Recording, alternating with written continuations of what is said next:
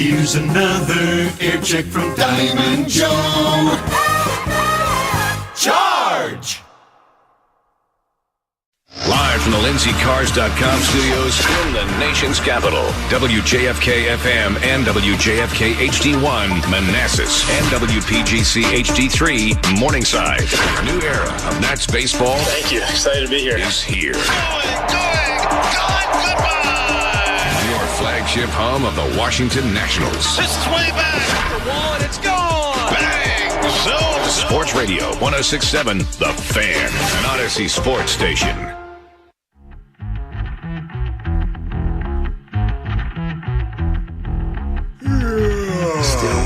Still waking up with the junkies. 30 years of being a little bit moany. Still waking up with the junkies. 30 years of entertaining the donkeys. Once upon a time, 30 years ago, was our first opportunity to hear the show. DMV, hard things were getting through their days when our favorite foursome took over the airwaves. Through every phase and catchy phrase, the message stays, getting the audience sights to be entertained. Several ways to listen and watch on Monumental Odyssey. The podcast got me pressing play every day. Favorite bits, you can take your pick. EB's EP, sports page with Bish. JP still barking to keep the skill sharpened. Always bet against cakes that'll make you rich. Of course, they gotta hit the skins and tally up the bet book as another day begins. Live on WJFK. Tune in every morning to hear C say. Still waking up with the junkies. 30 years of being a little bit moany. Still waking up with the junkies. 30 years of entertaining you donkeys. Still waking up with the junkies. These mics of Strange Famous Records and Steve Bill saying congratulations to the junkies on 30 years. What's up, everybody? It is 30 years. It is Sports Junkies Day in Washington, D.C. We are back live, coming to you here on 106.7 The Fan and the Team 980 here in the DMV, 910 The Fan, 105.1 FM in Richmond. And you can watch us on the Monumental Sports Network all year long. We have been celebrating 30 years of the Junkies, presented by Main Street Bank. Cheer local, bank local. Main Street Bank is a business-focused community bank proudly serving the DMV since 2004. Visit mstreetbank.com. Learn how to put their team in your office. Main Street Bank, member FDIC, equal housing opportunity lender. I'm John Paul Flame, joined by Eric Bickle. It's so appropriate that Jason's off today. It's just so Jason perfect. is off. So perfect. But Johnny Cakes Allville's here. Yeah, I am here. And we are 30 years. celebrating 30 years of the Junkies. Today's the day. Today's the anniversary day. And thank you to NBC4. They ran a piece at 5:14 in the morning. Very cool. I asked EB if he saw it as I was walking in, and he said yes.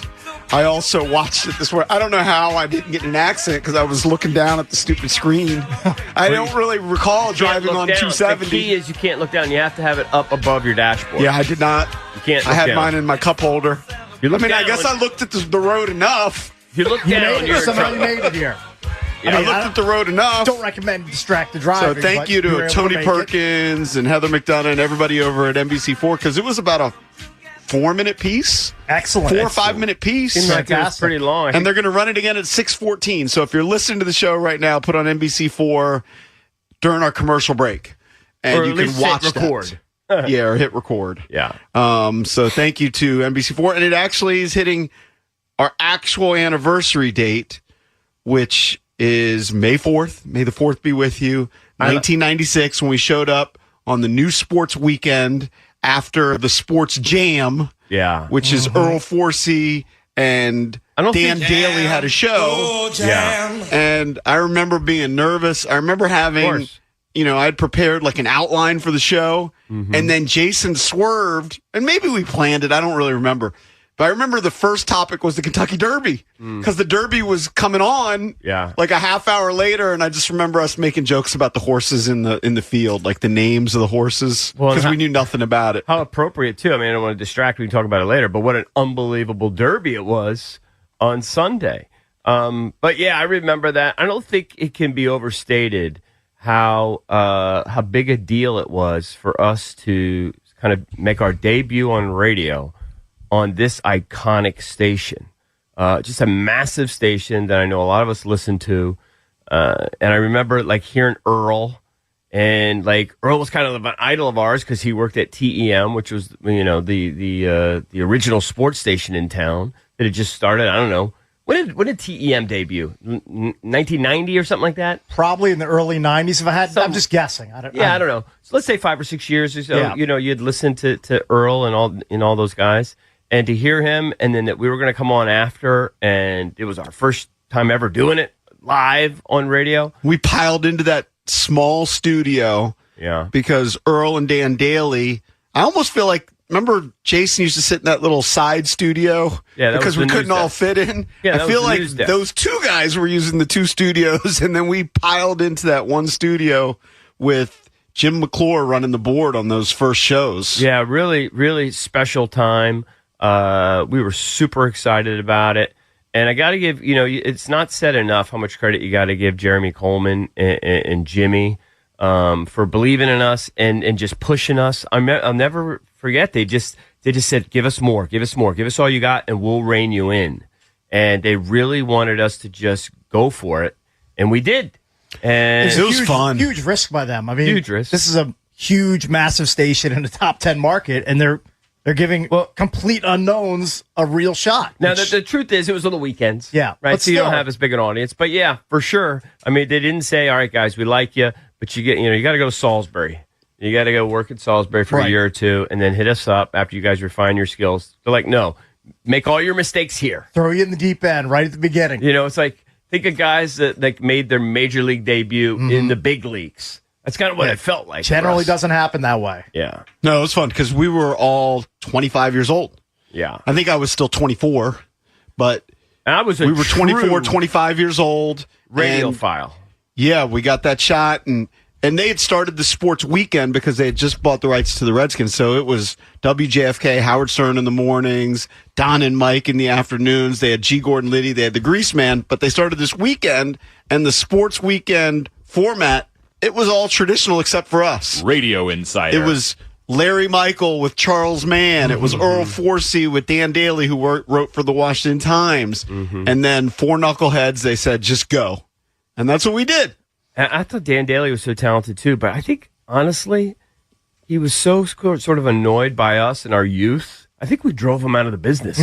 I'm not kidding. I don't know. I think he just got annoyed by the attention. It's very possible that we got, and he was so talented. I really liked him, but I think I don't know. Well, he quit radio when we got offered the full-time job. That's what I'm saying. I think we drove straight him out. up quit radio. And the funny thing about Dan Daly, I'll say it now, I used to feel uncomfortable saying it, is he never hung around after his show, except for the one show when we had a stripper come in. Well, I'm not saying that. Throwing him under the bus. I'm not saying that. I said it because it happened. He definitely resented us. And it's a shame because I always enjoyed him. I thought he was a really smart, funny guy. And we liked all those guys. I mean, the coach. At some point, the coach joined. Coach, I think, was on Sundays. Yeah. We were part of the Saturday sports weekend. And eventually, we expanded to Sundays. He was always supportive of us. And that was a guy that I was semi-starstruck by because, he was on the team. He was a big name. For sure. Kevin Kiley. I mean, we grew up listening to them. Yeah. Well, what's funny about Jason missing this show is if you look at the first 5 or 6 shows that we ever did on the weekends, I think Cakes maybe missed one. I think EB missed 2 because he got married. He was on my honeymoon. He was on his honeymoon, but he called in. Was that within the first month? I don't know. Yeah, like the first month or 2. I mean, I guess I got married July 6th. Yeah. So I guess maybe 2 months in. Yeah. Maybe like I know that because Cakes and I did a show with the coach. Right. Because it was just going to be me and Cakes. So I don't know. Jason was missing. You were missing. Yeah. We were rotating junkies. And I don't think people also understand. Like when we did the show, so the first thing that we did actually sort of like a week before is we did a demo for them. So we went into this cramped little studio that later became our studio, and we did a demo. And this is literally their quote. I'm sure JP's got it in his book where they said, "Well, that didn't suck. You guys want to come back and do it next week?" Right. And we're like, "Sure." And they were like, "Live?" Like, "Yeah, just do it live on here." And so we did a demo, and they just kept saying, well, that wasn't terrible. Do you want to come back next week? So it was really week to week. Right. Oh, yeah. There was nothing guaranteed. Nothing at all. It was very tenuous. I mean, we could have blown it easily somehow. I don't know how. We could have cursed or something. I don't know what we could have done. But they just kept saying, come back, come back, come back, to the point where we got kind of comfortable. And eventually, they gave us some sort of terrible one-year contract. And eventually, I'm sure JP's got well documented that we got the opportunity to work during the week. But that first year of just working weekends, we'd get to, now we get to the station 10 minutes before, maybe 5 minutes before. Cakes is maybe here 20 minutes before. We used to get there a couple hours before and just go in the little kitchen there and just prep. You remember that? We just prep. Sure. Back in the day. It was just anxiety. Just trying to see what the hell are we going to talk about. I said this to my daughter who's, transitioning into the professional workplace. And, she works for a major consulting firm and she has a major, massive client that she works with on a daily basis. And, it's stressful. And I said, I can relate, even though this job is bizarre. I can remember in the early years feeling, what are we going to talk about tomorrow? What are we going to do? We're going to do another 4-hour presentation tomorrow. We just got through this one. What are we going to do tomorrow? But those early shows were fun in this respect. This is what we miss out doing the mornings. There were a lot of live events happening. So that very first show, like I said, we were broadcasting during the Kentucky Derby. Mm-hmm. And then Jason, early on, there were baseball games. He had his little beeper during the, I don't remember the exact year of the Mark McGuire, Sammy Sosa. He was definitely chase. betting, by the way. But we were following all of that live. Right? Things never changed. We started at like 15 or 16. Yeah. Yeah. So, we had a gambling element from show one. That said, I remember doing that first show and feeling like it was special. Eric's talked about this in the Channel 4 piece. I think you even mentioned it. When we started doing the TV show, it was like, okay, we got something. Let's see what we can make of it. But back then, when we showed up, and I'm 25 years old, there's no way I would have thought I'd be here 30 years later. So we got to thank the listeners first and foremost. Mm-hmm. If I go back to that first show, I remember getting calls from a lot of pizza delivery drivers that carried us during the weekends. I used to log everybody that called into the show. So if it was like Joe from Centerville, and then I'd give it to the bosses and say, hey, we took 15 calls today. And we're really appreciative for all of you that have helped make this thing happen. The mayor gave us the proclamation. It's Sports Junkies Day in D.C. It's 30 years of the Junkies officially today. We started on May 4th, 1996. Crazy. If you want to check out the piece on Channel 4, I think it's going to run again here in a couple of minutes. We'll play some of the audio when we come back. If you were an early listener, a legit early listener, and listened on the weekends, you can give us your memories. 1-800-636-1067. That's when we played music underneath the show throughout the show. So fun. Thank you to our guy Cole that did the intro for the show today. I think Valdez is playing like hits from the 90s, right? From 96. Yeah. Our rejoiners are going to be all throughout Billboard's Top 100 from 1996. Love if you have suggestions that you guys want to hear from 96, all maybe a song. Well, I just remember we played Local H all the time. I'll peruse what was hot in 96. Yeah, Cakes, look at the Billboard and tell me which non-country and non-rap song you want me to play. Is Local H in the machine? Because we played that over. Sure, I can come back with that. Also, then, 7 Mary 3. Yeah, I was going to say definitely 7 Mary 3. I love them. 1-800-636-1067 is the number. We will talk some NBA playoffs in the show. There were a bunch of Game 7s over the weekend. Tim Bontemp, senior NBA writer for ESPN, will join us coming up at 9 o'clock. We're the Junkies celebrating 30 years today. Don't go anywhere. DC's FM Sports Talk 106.7 The Fan. All right, guys. You know me. All of us, really. We're always out there trying to keep up on the golf course, the tennis court. But injuries happen. Back spasms, bone and joint pain. It's got this elbow thing. Won't go away. They could really slow you down. That's why I trust Vantastat. Whether you need urgent advice after an injury, help understanding symptoms, or you just want a connection to over 400 plus CAO orthopedic specialists, Vantastat is there for you. Their urgent ortho helpline is open 365 days a year. Don't wait. Call this number, 844-VANTA-365. That's 844-VANTA-365. I've seen how much of a difference it can make. It's officially Sports Junkies Day in Washington, D.C., celebrating 30 years of the Junkies.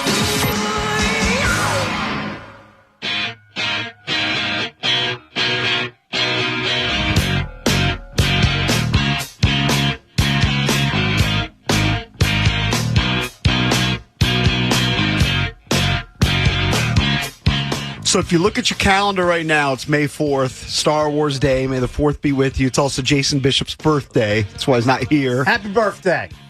56 years young, Jason Bishop.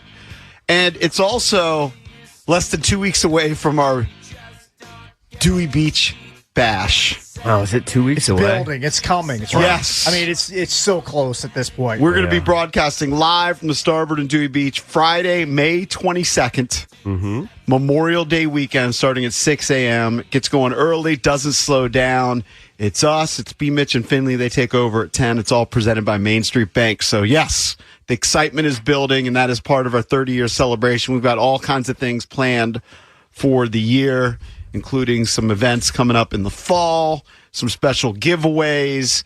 But today is actually our anniversary, and NBC4 did a great job doing a piece on us this morning. Thank you again to Tony Perkins. He reached out to me a couple months ago and said, hey, I'd like to do a piece on your 30th anniversary. Thanks to Heather McDonough, the producer, everybody who came out here. We just watched it live during the commercial break. They did a great job by having us on the rooftop. Yeah. It looked so good. It looked awesome. We didn't look good, but the background looked good. Somehow they made us look good, so thank you. We do appreciate that.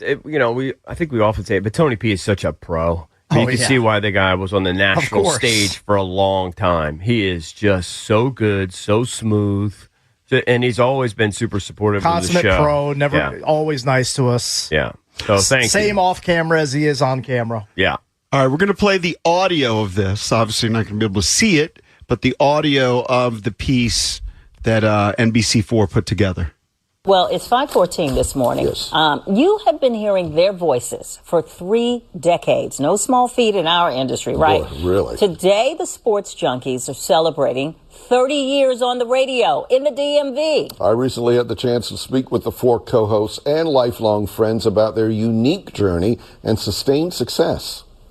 First thing I go to. You never know what you'll hear from JP Flame, John Cakes Allville, Bish, that would be Jason Bishop, and EB, Eric Bickle. The other day, for the first time ever, I did an ice facial. As I walked into the Junkie studio, gentlemen, what I already knew as a longtime listener, there's no shortage of opinions. But I learned a lot about the 4 friends who haven't strayed from a decades-long winning formula, being themselves. The origins of the friendship, because if I recall correctly, 3 of you knew each other first, and then, Jason, you came in later?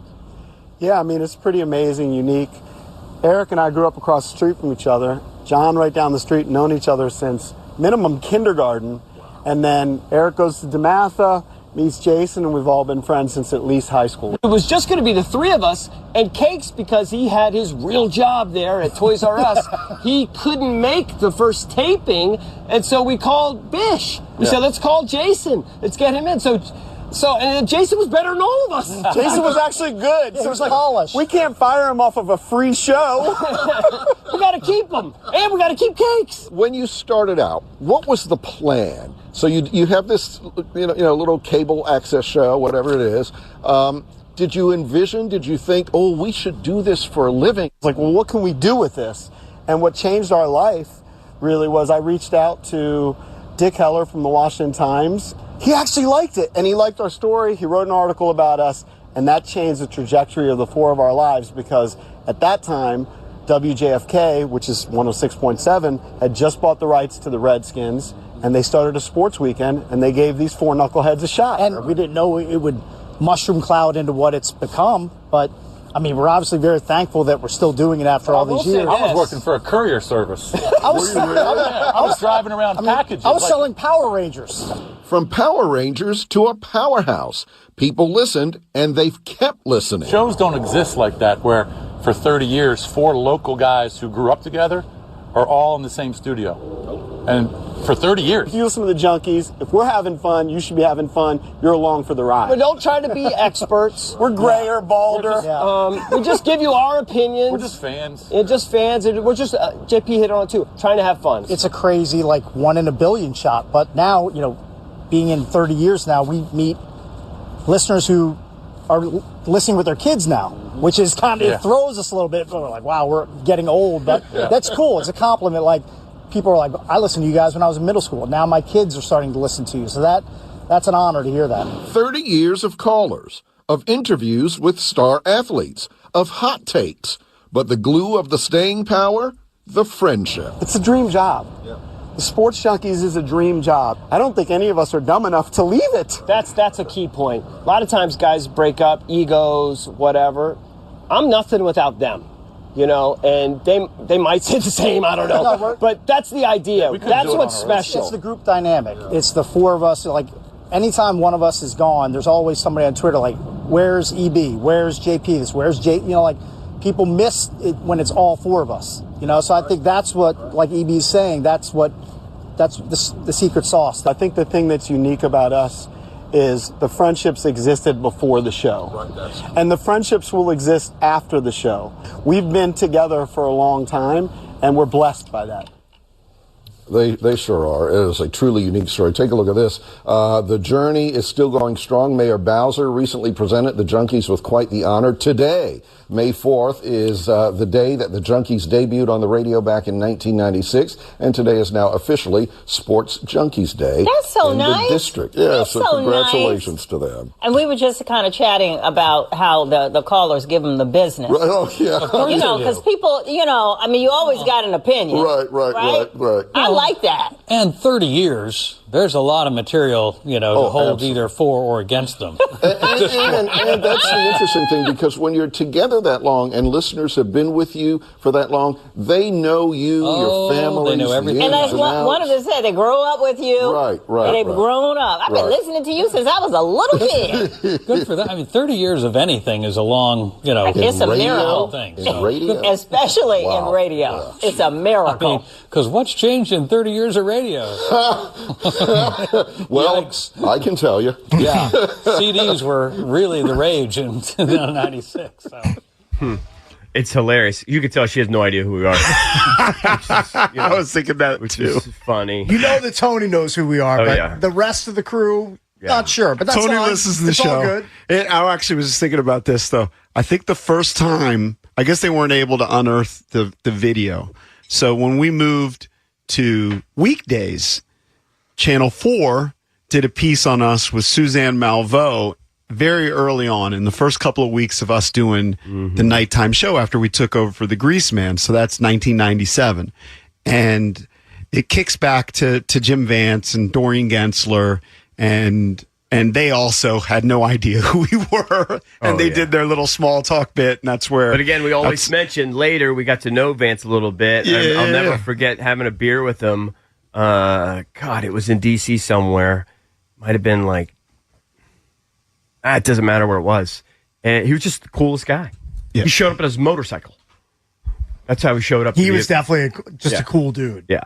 He had a lot of aura about him. He definitely had some charisma. Remember Coach Chris from one, I think, the highlight of our career when we took on the Junkies, who drew almost 9,000 fans out to the auxiliary field there at FedEx Field? You should have wore your Turkey Bowl jersey. Oh, we should have done that. That's right. That would have been funny. I don't have one. I gave mine away. You gave yours away, yeah. I think I have one left of the two. I have both. I'll sell one of them. Chris is also catered at my house when we had one of our New Year's parties. Coach. We had Chris, and then he had some NFL buddies, and we had like a legit staff there. Yep. That was a big deal for us. Coach Chris, what's up, buddy? How are you, man? I'm doing well, guys. I just really wanted to congratulate you on your longevity, man. That's so awesome, and to have been a part of that, man, was one of the highlights, one of the coolest things of my life. Wasn't that fun? I'm old with you now. Going from coaching high school ball to now I'm in the college ranks, man. And yes, I've cooked for JP at his house, and just a pleasure, man, having been a part of you guys' lives. And honestly, because I remember I said this somewhat tongue in cheek, but I said, if we lose, we have to kill ourselves. We can't lose to like females in football. Yeah, like that would be a horrible. No disrespect to women. I think that they're probably superior to men in most ways. But physically, like, we can't lose. Like, we'd probably have to commit a mass suicide. Did you think, when you first saw us, did you think we were going to pull it off? I actually did. And if your memory is as great as mine, I gave the final score, leaving the locker room. I don't remember that. So, I remember I gave the final score, leaving the locker room right when Cakes turns off the light, accidentally hitting the poster. I remember that detail. I remember those first few practices, though. The thing about it was, for those that don't know, when we were on WHFS, we did a bunch of promotions, and we had this idea. It was like, okay, instead of a powder puff game, let's freaking play a tackle game against this professional women's professional football team, the DC Divas, that's always trying to get on the show.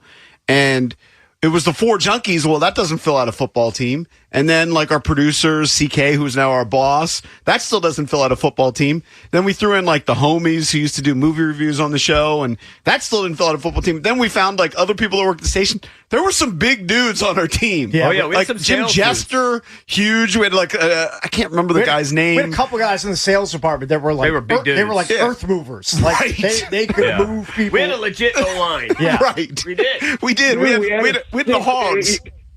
You had a 6'4" wide receiver. Oh, yeah, like a skinny guy. Smelly Steve or Dirty whatever. Steve. Yeah, whatever. Yeah, Dirty Steve. Did he like drop a touchdown? I think he dropped a touchdown, or there was like a penalty on. I mean, touchdown. we filled out. Look, it was a weird unit, but we filled out the squad. Yeah. No, it was awesome. It was so much fun, man. I really want to thank you guys for that. What a highlight. So where are you coaching now, Chris? I coach at Stevenson University in Owensville, Maryland. Oh, nice. Very good. Cool. Very cool. Good to hear that. And then are you the head coach, the assistant coach? What are you coaching there? Running backs coach. I recruit Northern Virginia. I recruit Florida. Nice. A lot of the South. Nice. Very cool. Well, it's always been a pleasure. We have fond memories of that. And truly, I think the career's been all downhill since then. So thank you so much, buddy. Take care, brother. Thanks, Chris. Right, yep. All right. Good to hear from you. Coach Chris. I'll never forget, we had Tyrone Drakeford. I don't know if you guys, some of you guys might be too young to know who Tyrone Drakeford played in the NFL. He was coaching us. Ratcliffe Thomas, who was a star at the University of Maryland, played in the NFL for several years. He was coaching us. I mean, we had legit staff. Yeah, like we had a real staff coaching just a bunch of clowns and had little football experience. And I needed a wristband because I was terrible at knowing where to line up. Yeah. I did not know where to line up. There was one play. Look, I was a running back. We had about 3 plays. There was one play where Jason handed off to me to the right. I ran to the right. Everybody else went to the left. Everybody. Yeah, that's during the game that happened? Yeah. Yes. Well, who was wrong? I think Jason and I were wrong. I think everybody else was correct. We prevailed. We took care of the business. That is. It was one-sided, as it should have been. Yeah, thank God. I'll never forget. I've told the story many times, but on the very first play, I did have some anxiety. I'm like, this team had won championships, in the women's professional league. They're very organized. They wanted to kill us. They had, we had a couple of NFL guys. They had Darryl Green on their side. Darryl Green was helping to. If he wasn't coaching, he was promoting, and he was just on their sidelines. And they had this girl. I'll never forget the very first play. I was going up against this woman. I was playing tight end, and she was like one of the linebackers. And she was dating. Was his name Ridgewell? Do you remember him on the Ravens? He was a linebacker for the Ravens. And don't remember. Hartwell? There was an Ed Hartwell. Ed Hartwell. Okay. He was a badass, too. Yeah. She was dating Ed Hartwell, right? And this was a built woman, right? And she was athletic. And I'm going, and here we are. As we're lining up, I'm going, I don't know, man. she's as big as me, okay? And I go, we're going to find out real quick. And as soon as he said, hot, she came up and she jacked me right in my face mask. But she is a woman. She doesn't have man strength. And so then I was like, hey, what are you doing? And I didn't even block her. I just threw her to the side. And I went, okay, we're going to be fine. We're going to be fine. There is a physical difference here. We're going to be fine. While they're better technically than we are, we're going to be just fine. I think I was more nervous about the turnout because it started with just an idea and a goofy meeting, and then it built. No, it just kept, so much momentum. Grew, like all of a sudden we had a band at halftime, and I mean we had pads. Like none of us had helmets and pads and uniforms. Didn't know we were doing. It like blew up, and then I remember showing up. And I was like, "Holy crap! There's thousands of people here." No, I'll never forget. We outdrew Georgetown that night. Yeah, Georgetown a basketball game. We outdrew them. Can't remember who they was, and it was kind of a rainy, drizzly day. Yep.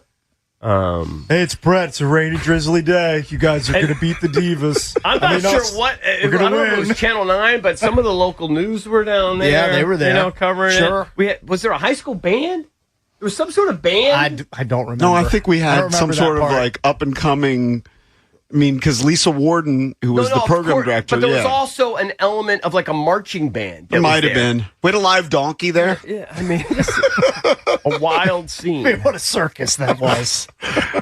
Definitely one of the highlights, though. All right, let's go back to the phones. 1-800-636-1067. Less than a year later. It's so tragic. It's a weird bit, it's not often we look back. Like we do, it's a job. You got to show up every day, but it is 30 years. It's a great accomplishment. Thank you again to Mayor Bowser, Sports Junkies Day in D.C. Not sure what that means for anybody out there. I don't think it means anything. I think it means we can park on the street and not get tickets today. We got a proclamation today. And thanks again to NBC4 for doing the nice piece on us. All right, let's go to, is it Mario? Let's go to Mario in Fairfax. Hey, Mario, what's up, man? Hey, Junks. Congratulations on 30 years. Thanks, man. Appreciate it. Man. I was a contestant on a talent show that you guys had back in '97. It was when you guys were doing the evening show. Mm-hmm. Yeah. Off of Main Street in Fairfax. What was your talent? It was I was the male stripper. You were the male stripper? Did we throw tomatoes at you? Or the rotten food? This might be the most radio call ever. Garbage or something. How excited was Lurch? It was, you guys had like a female producer, somebody who was part of the show back then, and I did like a striptease for her. The whole point was to go meet Howard Stern, potentially. Borderline sexual harassment. Robin.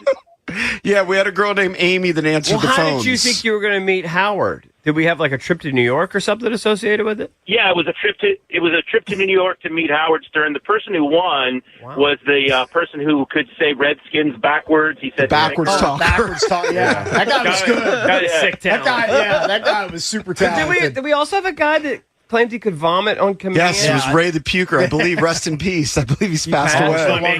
He was a long-time listener of the show. That can't be good for your body. Yeah. I just remember that backwards talker because they were like ahead of me, and they ended up winning, I think. Hey, dude, what were your qualifications? Were you like a legit stripper, or you just like some guy that was full of himself? No, I did legit stripping in college. It was like stripogram, so it was kind of like goofy, jokey, not really serious. I remember when I did the strip for the girl, one of you guys was like, how does his body look like? And somebody else goes, oh, he's kind of hurting. He's kind of hurting. He's got a hurting, flabby body. So you're like a 7 that was a stripper. A 7 might be generous. Yeah, a 7, maybe a 7.5. Okay, all right, we'll take it. It's not an 8 like you back in the day, Evie. Not close. Many were. He's trying to approach that number. Mario, thank you so much, and thanks for staying in touch and presumably listening all these years. We really appreciate it. Thank you, pal. Absolutely. Congratulations, guys. Thanks, man. Thank you, sir. Thanks. Appreciate it. Very cool. I literally, now that you say it, maybe I do remember embarrassing Amy a little bit and having the guy dance for her. I don't remember the stripper. It's goofy that we all were blown away by the backwards talker. I do remember, it's crazy. I remember we focused on Gus Frerotte, and he said, like, Eder of Sugg. I remember it like it was yesterday. And we were just blown his away. brain is wired in a way that he could just do it instantly. Yes. Yeah. That's the way his brain worked. Yeah. Very cool. Gus Frerotte. Yeah. Eder, give it to me. Eder of Sugg. Eder of Sugg. Yeah. He nailed it. 1-800-636-1067 is the number. Celebrating 30 years of the Junkies today and throughout the year. Coming up next, let's get into the sports page because the Kentucky Derby was awesome. You had some Game 7s in the NBA. We'll get into all that next here on the Junkies. Every Wednesday at 9, Paul Taboni joins the Junkies. Deep right field for Wood. Long gone. Talking Nationals baseball and the biggest storylines around the team. C.J. Abrams, 3-run home run. On 106.7 The Fan.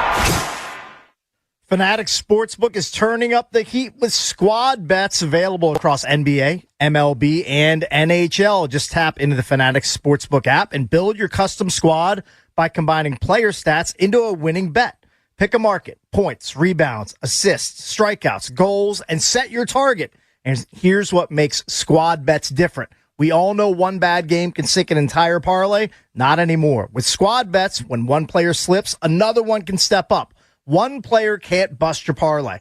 Your bet stays alive all the way to the very end. Track it live, cash out whenever you want. Squad bets only on Fanatics Sportsbook.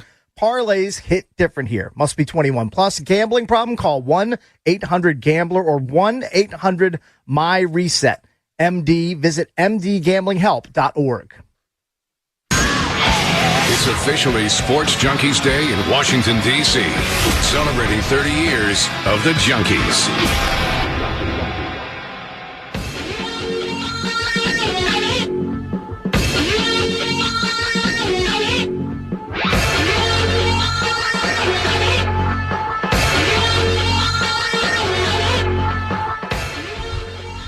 Welcome back. Junkies come to you live on 106.7 The Fan and the Team 980. By the here. way, Valdez is playing all songs from 1996. I went back and perused the Billboard Hot 100 for 1996. Great year for radio because it was the debut of the Junks.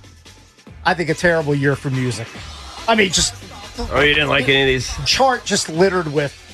I don't know, not a lot jumped out at me. Well, is it you're looking at the pop charts? Yeah, you should look like the Billboard Hot 100. Did they have alt rock? It was charts? more. It was more like pop and R&B, but it was. I wasn't writing down a lot of songs to give Valdez. This is one of them. Fire One of our Starter. listeners said play Spiderwebs, no doubt. Okay. Yep, we played that. We used to play that all the I time. think that was from our guy Woo Pop. Stands the test of time. Long time listeners. That's what JP mentioned. I don't know if sure people quite understand, but the first couple of years of the show, we did play music sort of in the background. Kind of stole it from Pharrell. Remember Pharrell on the bench? Pharrell. You guys took that idea from me. Yeah, he had music on in the background, Love and we Pharrell. felt like it just relaxed us. Didn't feel like the need to fill every second of dead air. You have the sort of the music in the background, and eventually we got rid of it, but we always enjoyed it. I remember driving home after we would be done our gig and listening to Pharrell on the bench on the Fan. Cakes and I used to play a game when we carpooled for a while. How many times would Pharrell reset with a score? Because that was his crutch. Hey, look, because he was he's doing live a during one-man show. late night games. I'm not going to kill One-man the guy for that. He would do a Cubs That's fine. score 5 times in like a half an hour. You got to remember, he also probably had cash on it. Oh, or yeah. he was That's speaking probably to true. gamblers. That is true. Right. 1-800-636-1067. We can weave in some calls throughout the show. I know this is one of our favorites. Oh, you want to go to Big John? Let's give him a shot. How long's Big John been listening for? It's been quite a while. John, what's up, buddy? Still glad to still have you around, Big John. Shocked you made it. John? You got to punch him up. Oh, I'm BB. sorry. I thought I did. Hey, buddy. Hey, guys. Congratulations, everybody. Thank you. Thank you. When did you start listening to the Junkies? I moved to D.C. to work for government. I was in Homeland Security, believe it or not, writing speeches. And this is 2002. Summer 2002. I was driving around one night. You were on nights. And I heard you guys. And I couldn't tell the difference between JP and Cakes. I remember that. Right. And I just kept listening. I went from a Stern guy to a Junkies guy. Yeah, very cool. Very cool. And I was at the Divas game. I brought some canned goods and sat in the rain. Big John's a P1, 2, and 3. Which we love. We love. We're big. Were the canned goods to donate or eat? See, now You we're just shared being them, mean. Now, didn't you, John? You shared them, didn't you? I brought them for the poor. And I should was have at some canned laughter for your comedy gigs. Yeah, good. I was at JP's boxing gig. I was at the BAM contest at Six Flags. Man, you were there for that? Yeah. Borgata. Borgata. Well, the first ever. I was at the first Junkies Poker Open because I won a blackjack hand downtown. That's how you got in. Oh, it was a qualifier. Okay, that makes sense. Yeah, all right. Did you, I was at John, did you actually fall out of your chair at the bar while we were broadcasting, or you just fall asleep in the chair? My memory's a little hazy there. I used to come in my suit after work, and I would fall asleep because it was so early, and I did fall over a chair at the B bar one day. Okay, so he's done both. You're kind of conflating the two things. Yeah, but okay, got it. Yeah. Where else have you been? Well, I was at I did a joning contest at HFS. How did you do? How did you do? How did you fare? Well, you guys piled on me. I wasn't that good, but Brett gave me a travel bag, which I still use today. It's my main travel bag out of the closet. Nice. 30 years You got later. some from the prize closet? You're really stretching that thing. That is impressive. It's only 25 years from HFS. Right. Yeah. So Did you come to our first spring break party where somebody almost got electrocuted in the hot tub? We decided to do a spring break party in the mornings. I think I did. I definitely came to the winter rock concert where Lurch gave an obscenity on the stage. Nutcracker. Oh Yeah. That's when they booed his boy Cole. That was our boy, but and Cole. We did the intro to today's show was Cole's song. Maybe we'll play it a little bit later. Yeah, Jason took that very, very personally. Yeah. And I did the State Theater, which wasn't that long ago. All right, you're now making it all about you. Today's supposed to be all about the junkies. You know what? I do appreciate it, though. I do appreciate it because he's bringing up all these events that I've kind of forgotten. Yeah. To be honest with you, they're not top of mind. So it is cool. Well, anyway, I still hope to make it to the beach show. It's still 50-50 on that. But Is that anyway, in terms of like survival and like being alive or schedule? Just schedule. Yeah, guys, it's been a great ride. The pleasure has been mostly mine. Thank you very much. All right. Thank you, John. Thank you, John. John also performed at my book party at the house. Yeah. He did stand up, right? If you call that performing, yes. He did stand up. That's what he did. Let's go to Antoine in Manassas. Antoine, what's up, buddy? That's an underutilized sound clip. Am I punching him up? I thought I punched him up. Antoine. All right. Hello. Hey, There, what's up, there bud? he is. There's Antoine. What's up, Twan? Hey, what's going on, guys? It's Andre Manassas. I didn't realize you were seeing my last name. Yeah, I didn't listen to the Junks. I'm not from here originally. I went to college. I went to college in Ohio, and I finally started my first job. And my first job might have been in 2000, 2001, was working at Lindsay Cadillac at an Enterprise dealership. And one of the Junks had a Saturn. And I rented a car then because this Saturn was in the shop. And again, I didn't listen to the Junks. It was Cakes. Yeah. And, he started talking to me about the show. And he's like, hey, you should listen up on all that good stuff. And I tuned in. And I guess, 25, 26 years later, I'm still listening to the show. You had a physical encounter with her? Props to you, Cakes. You converted. He converted you to the Saturn. Right? Yeah. Sure. I didn't realize that. Maybe you're wearing your Sports Junkies hat that your wife made at the mall. Was it an appearance for the dealer? Was it an appearance for the dealer? Maybe. No, or was it Cake saying? No. He said he No, had I think I needed work done on my car. Yeah, was it Cake's looking for a hook job? You were looking for a freebie. I'm sure. I was. No, I think it was usually what happened was it's Saturn and Alexandria, the whole Lindsay family stuff. And whenever your car needed some work to be done, they'll give you a loaner and went to Enterprise. Doing deals with Lindsay Did you walk by and kick his Saturn and get? I always remember that was sort of the claim to fame of the Saturn, right? You remember you could just you could kick it, it wouldn't dent. Sure, it would just bounce right back. There was something special about the it was exterior. A rugged, durable vehicle. Yeah, very cool. So that chance encounter, and here you are 20-some years later. Very cool. Appreciate it, Andre. Thanks, Andre. I mean, he's slow. Andre, not really. Not really. I Need some don't know coffee. if it's phone or what the deal is. Well, there. you know about Cakes of Saturn. Cakes of Saturn was the Nubs mobile, meaning every producer at some point drove it. Right. Like it was our car. I don't remember why. Was he loaning it out to people? Yeah, he was accumulating vehicles. Yeah, Cakes had so many vehicles, and once he got a new car, he still had that car. That's true. It was like my backup. It was your backup car, and you would always loan it out to nubbers like me when we needed it or when I needed it. Sure. Brett used it. I think Dukes at one point. Dukes used it. Yeah, used it. Yeah, well, I think Brett had a Saturn and used to joan on Cakes. He's like, you make 5 times the amount of money I make, and you're driving the same car. Hey, just try to save that money. Hey. You never knew when the ride's going to end. When's the first time Valdez listened? You're a show historian. You listened early on during the HFS. I listened in high school when you guys were on HFS, and then I really started listening, I guess, when you guys were middays on JFK. And that was You mean the like greatest my year of our freshman year. life? You mean that I think that greatest was my year of our freshman life year at when we worked Maryland. like 2 hours a day and still got paid morning show money? That's, for people that don't know, that's after HFS folded. Immediately they said, we were under contract. We're back to JFK, all under the same umbrella company. I think it was still CBS at the time. Believe so. And they didn't really have a time slot for us, but they kind of wedged us in after Stern and like before Bill O'Reilly, whatever it was. And we had like a 2 or 3 hour little show they wanted us to do for a year because Stern had announced that he was going to leave for satellite radio. And they said, when Howard leaves, we'll have you replace him in the morning. So we were super thrilled for that opportunity. But we had 1 year of working middays where we got to sleep in. We were done by like 1 o'clock. Could stay up and watch games. Stay up all late, no could big play deal. golf all day. I mean, literally. You guys were playing cards during the show. We're playing poker, like for like $3, $5 a hand. Not during commercial breaks, during the show. I advocate we should bring that back. I Get a deck of cards in here going immediately. to commercial because the pot was so big, we had to figure out what was going on. Yeah, those were the days, the good old days. True story. All right, let's go to David in Did Fredericksburg. Penn come on after us? Maybe for a minute. Maybe that was free FM. Maybe for a minute. He was part of the I guess lineup maybe at that some was the point, next year. They squeezed us in. It was a weird Penn spot where Gillette. we came on for a year. Yep. But it was awesome. David, what's up, man? You're on with the Junkies. Hey, how you guys doing? Congratulations on the 30 years. Thanks, I've Dave.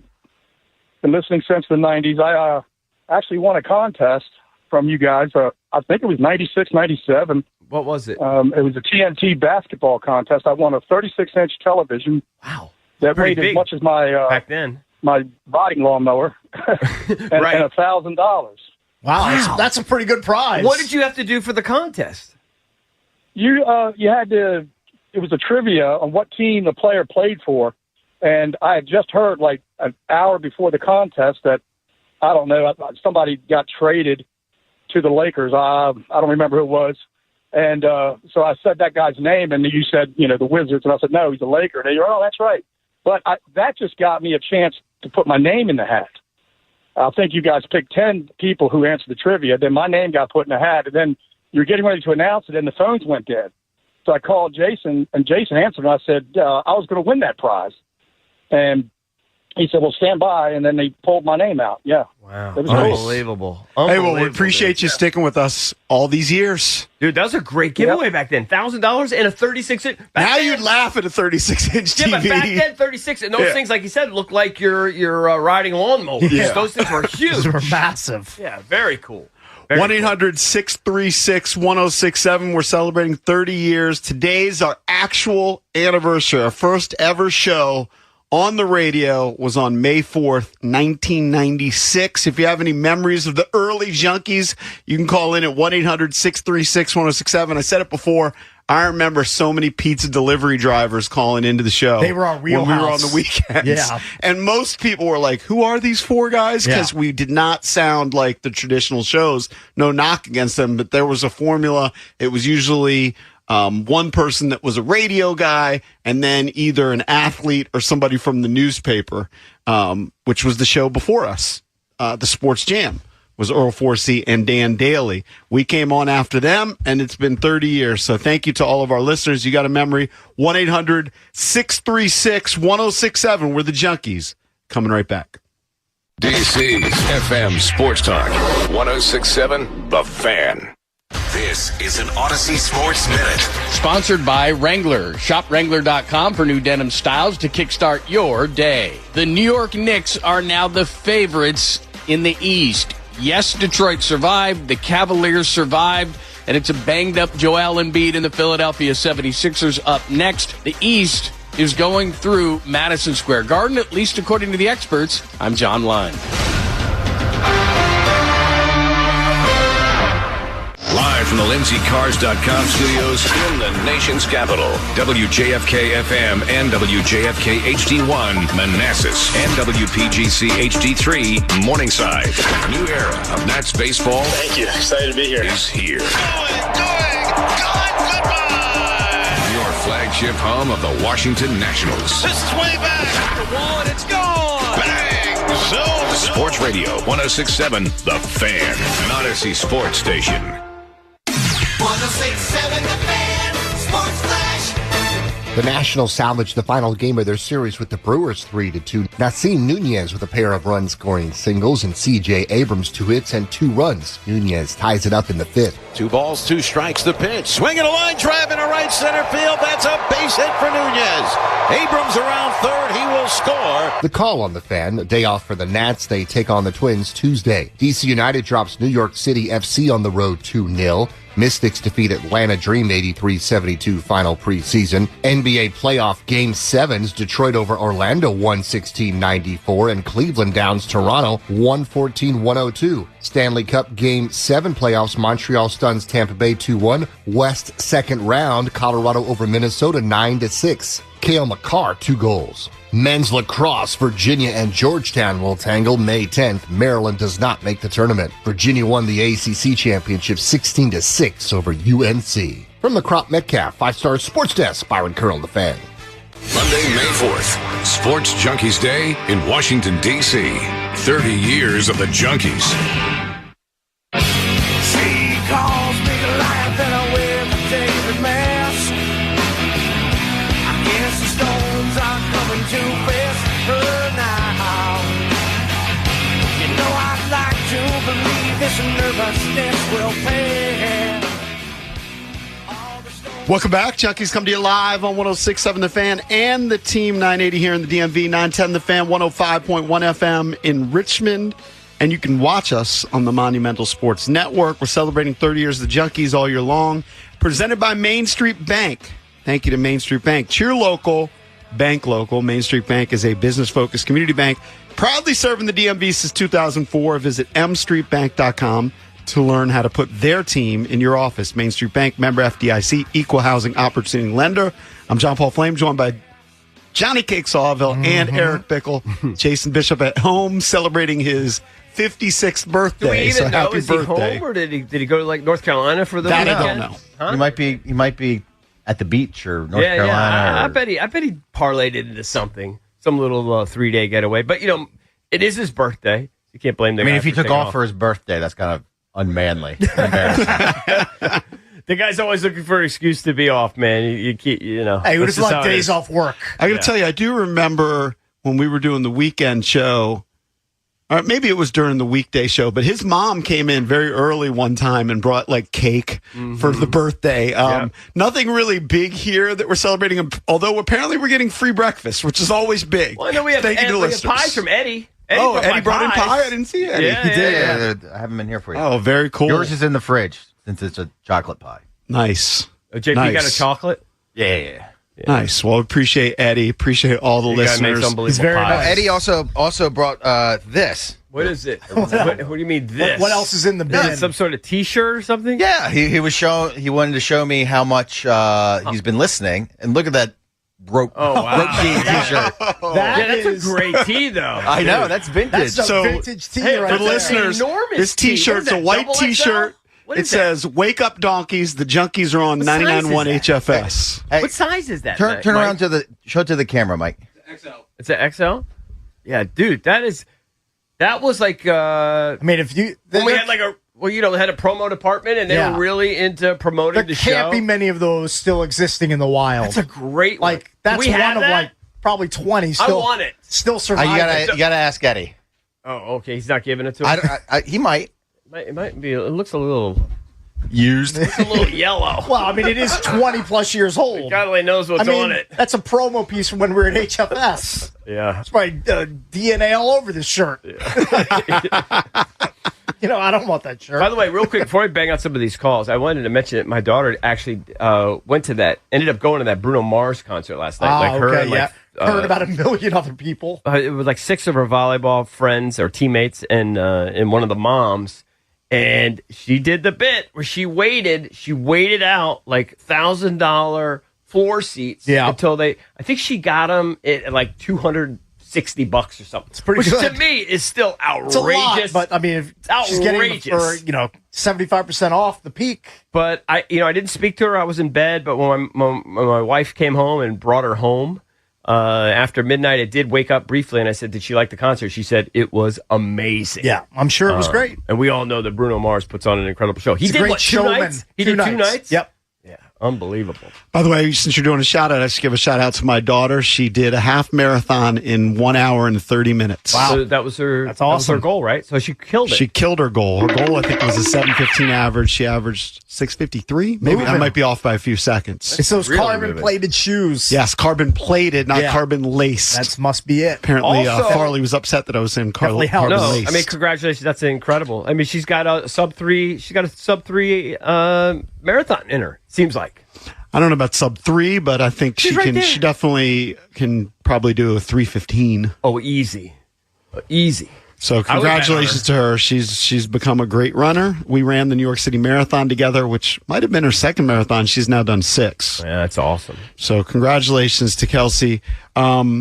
We're taking calls throughout the show, I guess. 1-800-636-1067 if you have any early memories of the show. One of our listeners who actually went to our high school together, our pal James, said, it's just a reminder, he said, you guys took half of G. Gordon Liddy's show, I believe. I remember him being upset when we took the middays. Was G. Gordon Liddy still there at that time? I Yeah. don't remember. I guess so. I honestly don't remember. I think that I think He must have been, I guess. I know that they wedged us in. It was like Stern. Here's what happened. HFS flipped.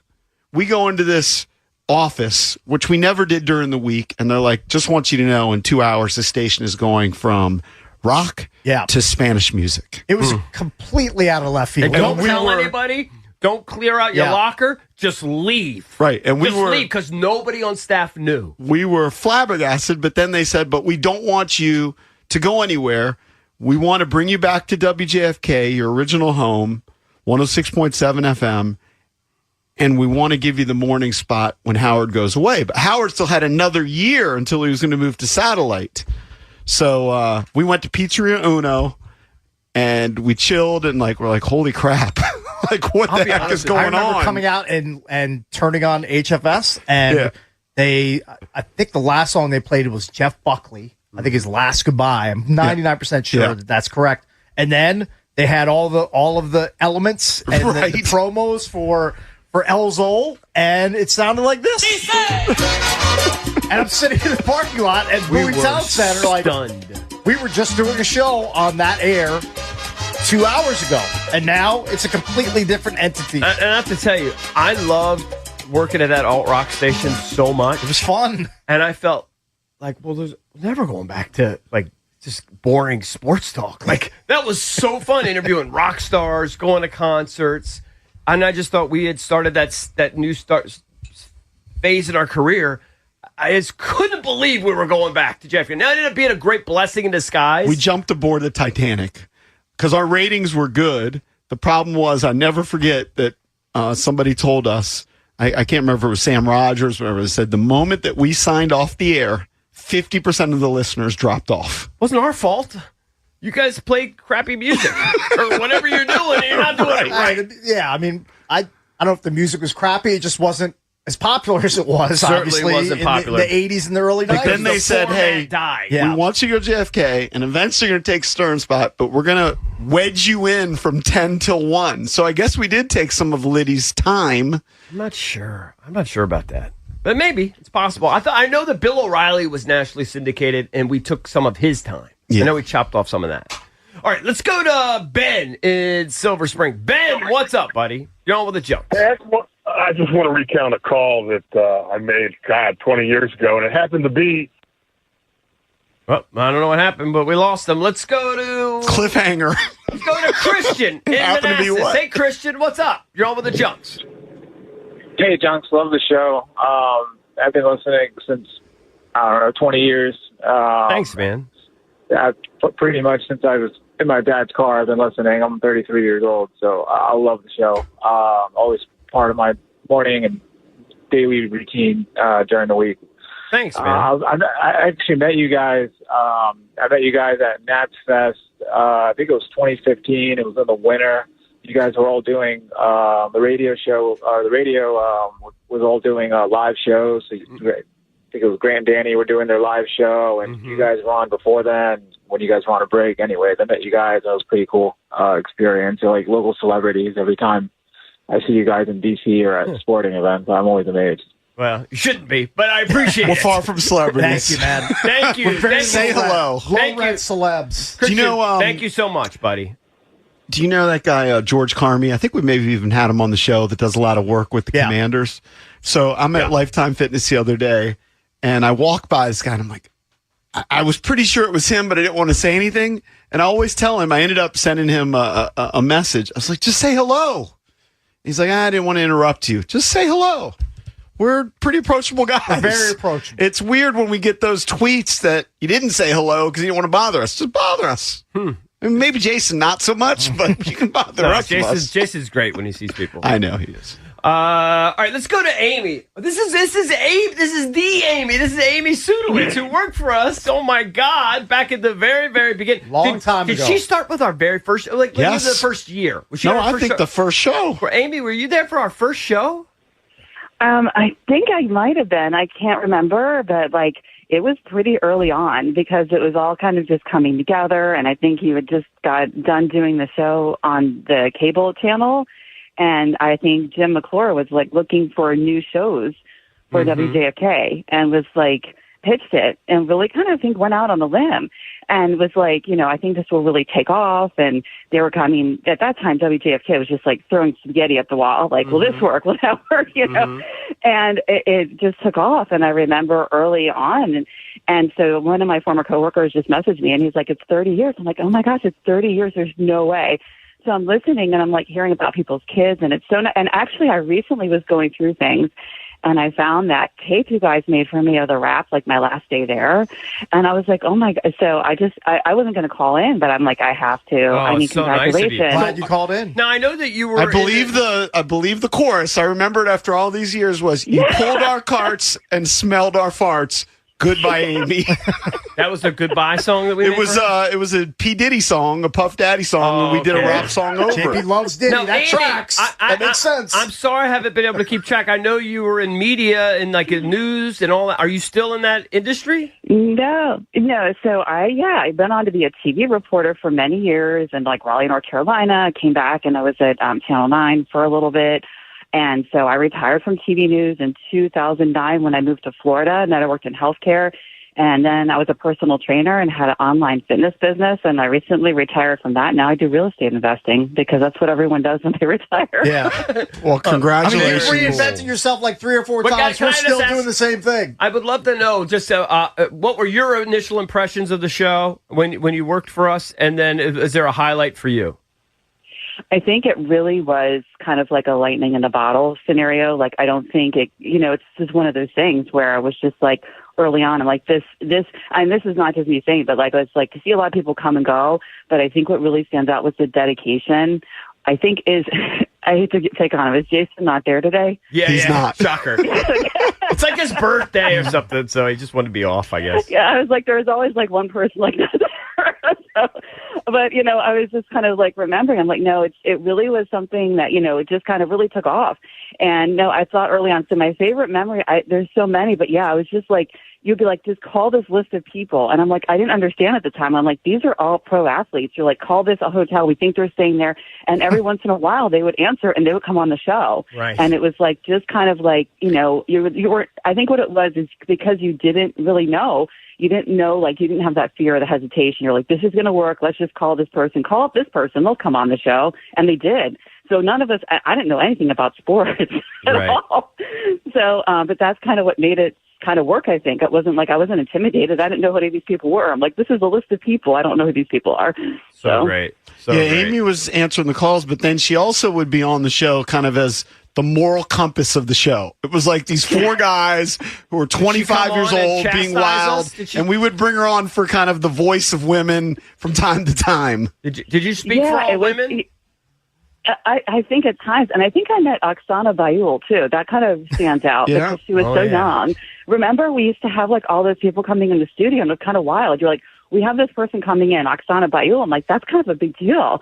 Right. So, yeah, and I think you guys really pulled some big guests and still do because of that. So I was like, I have to call in. That's too funny because I literally just had that tape in my hand. I still have it. Well, that's so cool. Thank you so much. I'm glad to hear your voice. Glad to hear that you're doing well. And I don't know, maybe we'll buy some property from you anytime soon. Yeah.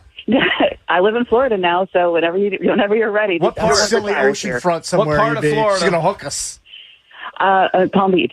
Palm Beach. Pretty nice area. Palm's pretty nice. Pretty nice area over there. Yeah. Probably too ritzy for me. Move the show. Yeah, move the show.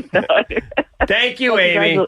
Congratulations. Thank you so much. Great to hear from you. Very Bye-bye. sweet. Wow, haven't heard from her in Man, 25 years. She sounds exactly the same. And thank I you hear to her voice, and it just brings you back. Honestly, thank you to all the people, especially the people that were there at the beginning. Jim McClure and Jeremy Coleman, who you mentioned, but like Jason Veazey, Joe Ardinger. Mm-hmm. Oh, yeah. Brian Cosgrove. Yeah, a lot of the behind-the-sceners. All the producers that we had at the beginning. Mike Sprouse, the vampire. You had that one producer, I'm just going to say it. But I forget his name. But he was kind of necky from like PG County. He used to get so upset because I would abuse the producers. I know who you're talking about. He would get so upset at me because I would mock him. His name was Greg. I can't remember his last name, but Greg is he was a nice guy. Very nice guy. I just thought that's what you do. You make fun of producers. Right. And I was just giving him a hard time. Greg Edger. Oh, that's him. And he really did not like it. He really did not like it. So I apologize. But thank you anyway. Yeah, no, thank you. And he was a supporter of the show. He just didn't like it when I was so hard on him. Right. Yeah. All right, let's go to Steve in Warrenton. Steve, what's up? What's up, fellas? Hey, I got two memories of you guys. Go ahead. The first one I remember is back in the early 2000s when you guys would do the all day with LeVar and Chad and O'Mara. Okay. We did that one time, I think. We did like a 24-hour broadcast. Jason wasn't a huge fan of that. Yeah, I'm sure he was bitter. And the second thing I remember is before that, I actually won a key to it was a cruiser bike, and I forget the bar in D.C., but I won a key, and I was like number 9. Yeah. But number 17 was the person who won the bike. Right. That was right over here by the water. Remember that? We did that bike giveaway at least a couple times. I think we did it at Fairfax one time, and like the second person who had the key turned it like a bunch of people were ruined the bit.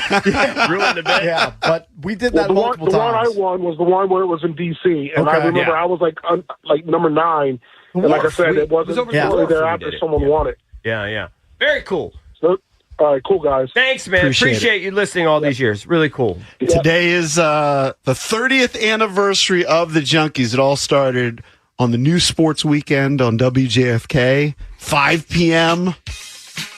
We were 5 to 8 p.m. on Saturday nights originally. We eventually expanded to Saturday and Sundays.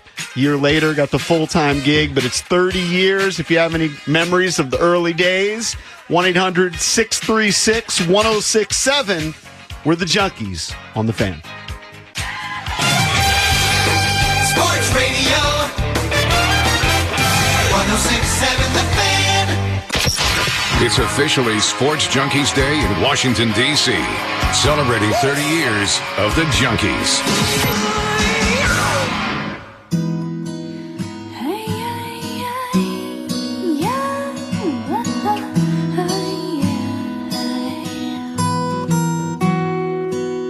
An old man turned 98. He won the lottery. Welcome back. Junkies come to you live on 106.7 The Fan. One Cakes. That was a banger in 96. It's one of the songs I wrote down for Valdez. I wrote down Ironic. I wrote down Firestarter, which he already played. And I think I put one other song on the list. You should play the 7 Mary 3. I think he did. Yeah, he did. He did play That's a 7 Mary 3. freaking banger. Timeless. Timeless classic. When did Jimmy's Chicken Shack High come out? Because we used to play that all the time. That was in maybe the late 90s. And they came on the show early 2000s. in the first year of the show. Really cool. They came in studio. I'll never forget that show. We'll continue to weave in your calls here at 1-800-636-1067. Today is our anniversary, 30th anniversary of the show. Bish Buck's out celebrating his 56th birthday, May 4th. I swear it took me 20 years to remember his birthday. Like, we grew up together, had birthday parties together. I can't remember. So I always remember your guy's birthday. I don't remember cakes. He's August 19th. Come on, guy. Well, Leo. The silly Leo over here. You're February 6th. He's August 19th. And I still remember your phone numbers growing up. EB's ended in 5885. Yours was 6285. That's correct. Mine was 6291. I pretty much remember. That was back when you used to remember phone numbers. Yes. That's right. So happy birthday to Jason. He's celebrating his 56th birthday. We're celebrating 30 years. Thanks again to Mayor Bowser, who came in studio, I guess, a couple weeks ago, surprised us, did the proclamation. Today is Sports Junkies Day in Washington, D.C., whatever that means. I could tell my relatives, okay, they've never understood my job. Hey, the mayor came in, gave us a proclamation. I mean, sadly, it's a much bigger story that guy climbed up on top of the Frederick Douglass Bridge. Is he still up there? I think he's still up there. What's his deal? What's he protesting? He's protesting, I believe, the war in Iran and the proliferation of AI. Those were the two platforms that he's standing. 2 for 1. He's standing on the top of the bridge for. So what do they have? This like a police presence underneath, just to monitor. He's definitely altering traffic on the bridge somehow. Is it? Yeah. What a nightmare. I just need him down before Thursday morning when I drive back from MGM. Because I always go across that bridge. Does he have some sort of fantasy that the president of the United States is going to say, you know what? War's over because we got to get that guy down from the bridge? Probably. I would guess, but I don't know. What does he do? Just like pee off the bridge? Like, got to go to the bathroom. Don't know. I mean, how does he have enough food to survive? So he has a tent. He has a tent. Yeah, so maybe he's taking duties in there. I don't know. So he must have brought enough food to survive. Crazy. You know, if you don't, he's not even bothering anybody. Just let him be. Just go home, everybody. Let him stay up there as long as he wants. Yeah, if you don't pay attention to him, you won't be up there. Yeah. Come down Such eventually. a bad beat when that happens on a bridge. One of my trips back from the Eastern Shore got held up from some stupid jumper who didn't end up jumping. And it took us like 6 hours to get home instead of the 3. Mm-hmm. Well, that's a little different. Severe mental health, life and death situation. Yeah, he's not threatening to jump. No. He's just being a pain in the ass. This guy's just being a pain in the ass. Yeah, he's inconveniencing everybody. Yes. Yeah. Hey, Cakes, you won't be able to beat up on me anymore about taking Spirit Airlines. That's true. Now you can just fly in Frontier, Jason. Yes. Just take the next logical Pour one step. out for Spirit Airlines. I mean, was it the cost of gas that sent them to bankruptcy? I'm sure that I heard some that was part of it. Yeah. A lot of them are complaining about that. Yeah, for sure. And they were supposed to be like part of a merger with JetBlue. They were going to get absorbed, and then it didn't happen. And then I guess when they were on their own, they just couldn't. Flailed on their own. They just couldn't continue. Did you ever fly Spirit Airlines? Would you have? I did. I had no problem. I have a little something when I fly. It's called standards. Okay, and when I see every viral video from either Spirit or Frontier is either fisticuffs inside the airplane or some sort of scrap in the boarding area. So I would never even consider flying on Frontier or Spirit because I don't fly a lot. So if I'm going to fly, I'm going to fly on a reputable airline. That's generally the way I'm going to do it. Right. JP flew on it. He said he never had any issues. Drab, did you fly on it once or twice? Did you fly on Spirit ever? I've never been on Spirit Airline. What was the other one that's like comparable to it? I've been on Frontier. Yeah? Yeah, it's a nubber. But can you tell, is it noticeably different? I didn't notice like when I was on Frontier that bad. But, I don't know. I've never been to Spirit. You wouldn't be able to do Frontier because they will literally charge you. I've heard this because I think one of my kids has flown Frontier before. Like, you can't even bring, like, a backpack on without getting charged for it. Like, you can bring very little onto the airplane. I don't know the specifics, but, like, you can't walk on there with a big-ass neck pillow, backpack, another bag. Have a neck pillow? You can have a neck pillow. I might be being a bit extreme, but I know they're very militant about how much you bring on the airplane. I think you get no perks. Yeah. That's the deal. Yeah, you get no perks. Not like on a regular, let's say, Southwest flight, you get a bunch of perks. But on those, it's bottom of the barrel. It's like working at Odyssey. Very few perks. Right. But there seems to be some truth to the idea that it was a little more rambunctious flight on the whole. Clearly. Like if you had, on average. It's kind of like when you see some crazy story in the country, it usually is Florida. Yeah.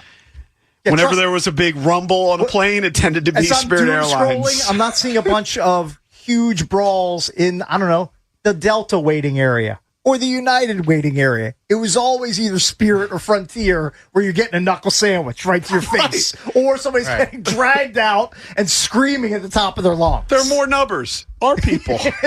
This is true. We should embrace them. You get what you pay for. You do. Right. That is absolutely true. And when it comes to air travel, I'm willing to pay a little bit more. I'm willing to pay a little bit more. It's air travel. Yeah. Your life is in their hands. I'll pay a little bit more. No, they didn't have a rec rate that was worse than anybody else, right? Was their safety record ultimately fine? No, I think it was. And Southwest, I think, has one of the best. They're always a budget airline. Yeah. I think they have the best safety record. I feel like Southwest is a legit airline. I don't feel like it's a budget when I fly on it. I'm a Southwest guy. It was always a little bit less than the Deltas and Uniteds of the world or Americans of the world. But they started charging for bags too. I know. I don't know what Southwest that was is their doing. original thing was we're not going to charge you for bags. Yeah. Bags fly free. You got 2 bags that would fly free. If you're going on a golf trip anywhere, it was the best deal ever because your golf travel bag would fly free, so and that the would just duffel count bag. as one bag. Yes. Your big ass golf bag. Yes. Your duffel bag Impressive. with it would fly free, and I love the cattle call that you had that you didn't have an assigned seat. Yeah. Now they just ruined everything. You loved being like B34 and walking up with your ticket or your phone and be like, "Are you B33? Are you B36?" I loved it. Where do I fit in here? Done it a million times. I kind of like the security of having my seat already. I kind of like it. There's something to be said for that. Yeah. Having an assigned seat. Let's bang out a couple of these. Let me see here. Let's go to Justin in Woodbridge. Hey, Justin, what's up, man? You're on with the Junkies. Hey, congratulations on 30 years. Thanks, man. Happy Sports Junkies Day. Yeah, I've been a big fan since I was in high school in the 90s, and wow. I actually got to meet you guys a few times. I had a question. The moment's kind of passed, but you guys were talking about your switch from HFS to back to JFK. I remember around that time, around 2004 or so, it was like maybe September, October, I met Cakes and Lurch at George Mason. And I was telling them, I said, hey, I've been a big fan of you guys since the JFK days and everything. And Lurch was like, those days might be coming back soon. So I was wondering, behind the scenes, how many months was that kind of, or was it like a negotiation? Well, we had no idea. What was going on? We had no idea. Oh, really? We didn't know until 10 a.m. Right after the show. We were about to cut a promo. And they're like, no, you need to go into the GM's office. They need to see you right now. We're like, well, let us cut the promo. They're like, no, you understand. They need to see you right now. Yeah. And we're like, what's going on? Wow. And we figured as we were walking there, somebody was getting fired. Yeah. I didn't know the whole station was getting fired. I remember it like it was yesterday. We were sitting in the studio. We had just finished the show. Literally it was probably just finished. 10 a.m. And 9:56. Jay Stevens, who was the operations manager, He ran PGC. He ran the whole thing. He pokes his frosted tipped hair into the studio, and he said, hey, guys, we need to have a quick meeting in Michael's office after the show. So we were like, okay, that's weird. That usually doesn't happen. And CK comes running in. He's like, he's like, we're all getting fired, or they're flipping the format. Something's and we're like, calm down, whatever. You're overreacting. And then 5 minutes later, we're marched to the office, sat down. Our big boss, Michael's across from us. There's a guy in a suit that we'd never seen before standing 10 feet away. And he said, like JP said earlier, you guys just did your last show on HFS. We're flipping formats as of noon today. Yeah, don't tell anybody. Leave the station immediately. That's how it just happens like that. And we were just stunned. I guess I can't remember. JP said we went to Pizzeria Uno's. Sure, I believe him. I just remember being wherever we were and just stunned. Wow. Yeah. That's awesome. Yeah. So the other thing I've always wondered is behind the scenes, you and JP, EB and JP used to always have massive arguments over politics. I remember the morning of the McCain-Obama election. I remember you guys were going at it. McCain-Obama, okay. Yeah. How long did those fights really last? I mean, usually by the end of the show, we go home and forget about it. Usually. Okay, good. I was just wondering. They were pretty heated. But I had great memories over the years. Thank you again. Thanks, I appreciate it. Thanks, man. One thing I want to say is one thing that is pretty special about having the show and having the listeners back us for all these years, whether you started in 1996 or 2006 or whenever you started listening to the show, is we've actually made a lot of friends through the show. And I want to say they're a huge part of the show, whether it's people like Paulie Flicks, Richmond John, Chris Farley. I could name dozens and dozens. I just got a text from Tyrone, who calls into the show occasionally. He said, morning, congrats on 30 years. You guys have been on my radio for the whole time. And this we hear a lot. He says, I owe it to my dad, honestly, who always had talk radio on. Whenever I'd be in the car with him, it'd be on talk or sports radio. So many memories. He goes on and on and on. But thank you to all the dads who we've met so many people over the years. It makes me feel old that say, I started listening to you when I was 13.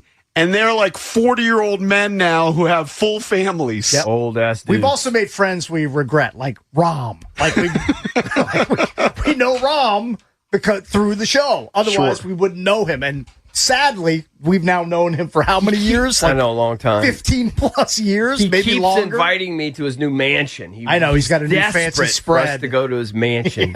I've been there.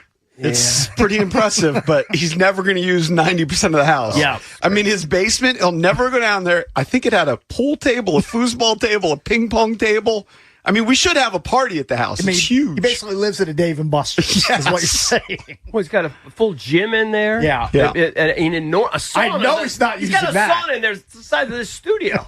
Sauna and steam room. That's unbelievable. It's ridiculous. Let me see. Let's go to Bill in Gaithersburg. Bill, what's up, man? You're on with the Junkies. How are you, Bill? Bill, What's are you up, there? guys? Hey, good, man. Good, thanks. Yes, I'm here. Can you hear me? Yeah, what's Gotcha. up? Go ahead. I'm here. Go ahead, talk.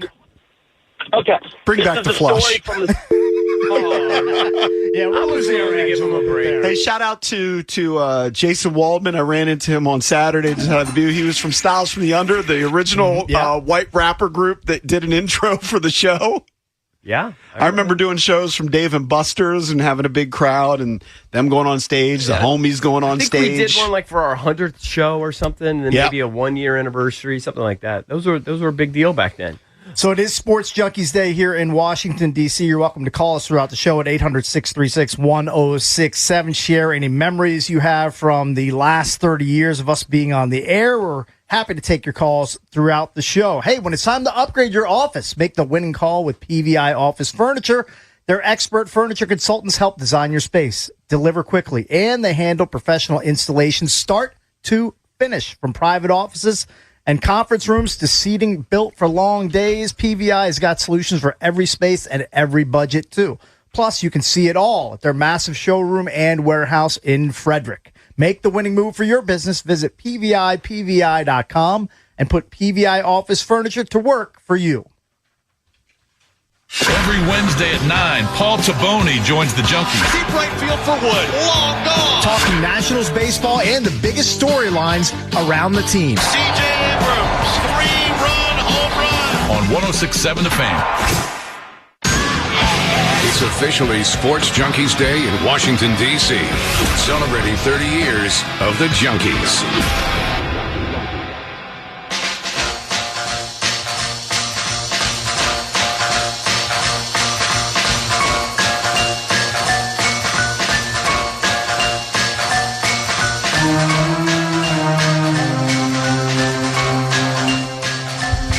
I'm not even sure what song this is. Hard, Who is this? and so am I. The Eels.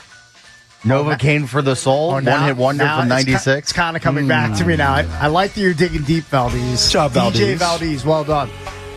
Something I can tell you with certainty we did not care about, or I didn't even know if this was a thing. If I knew what this was back when we were 25, 26 starting the show. I'm not sure if I knew what a colonoscopy was. But now we're to the point where now I'm like within 5 days and you have to watch like what you eat. You can only eat certain foods. You Dreading it. You can't eat legumes. You can't eat beans, or you can't eat a lot of nuts. There's a lot of do's and don'ts when it comes to getting ready for the dreaded colonoscopy Friday. But you got to get it done. Got to do it. Got to get it done. These are things you have to do for your health as you age. There are a bunch of people on hold. Stay with us. We'll take some of your calls a little bit later. Stay on hold. 1-800-636-1067. We're celebrating the 30th anniversary throughout the show, but we need to address something front and center. Okay. Yep. Our parlay is hitting all-time lows.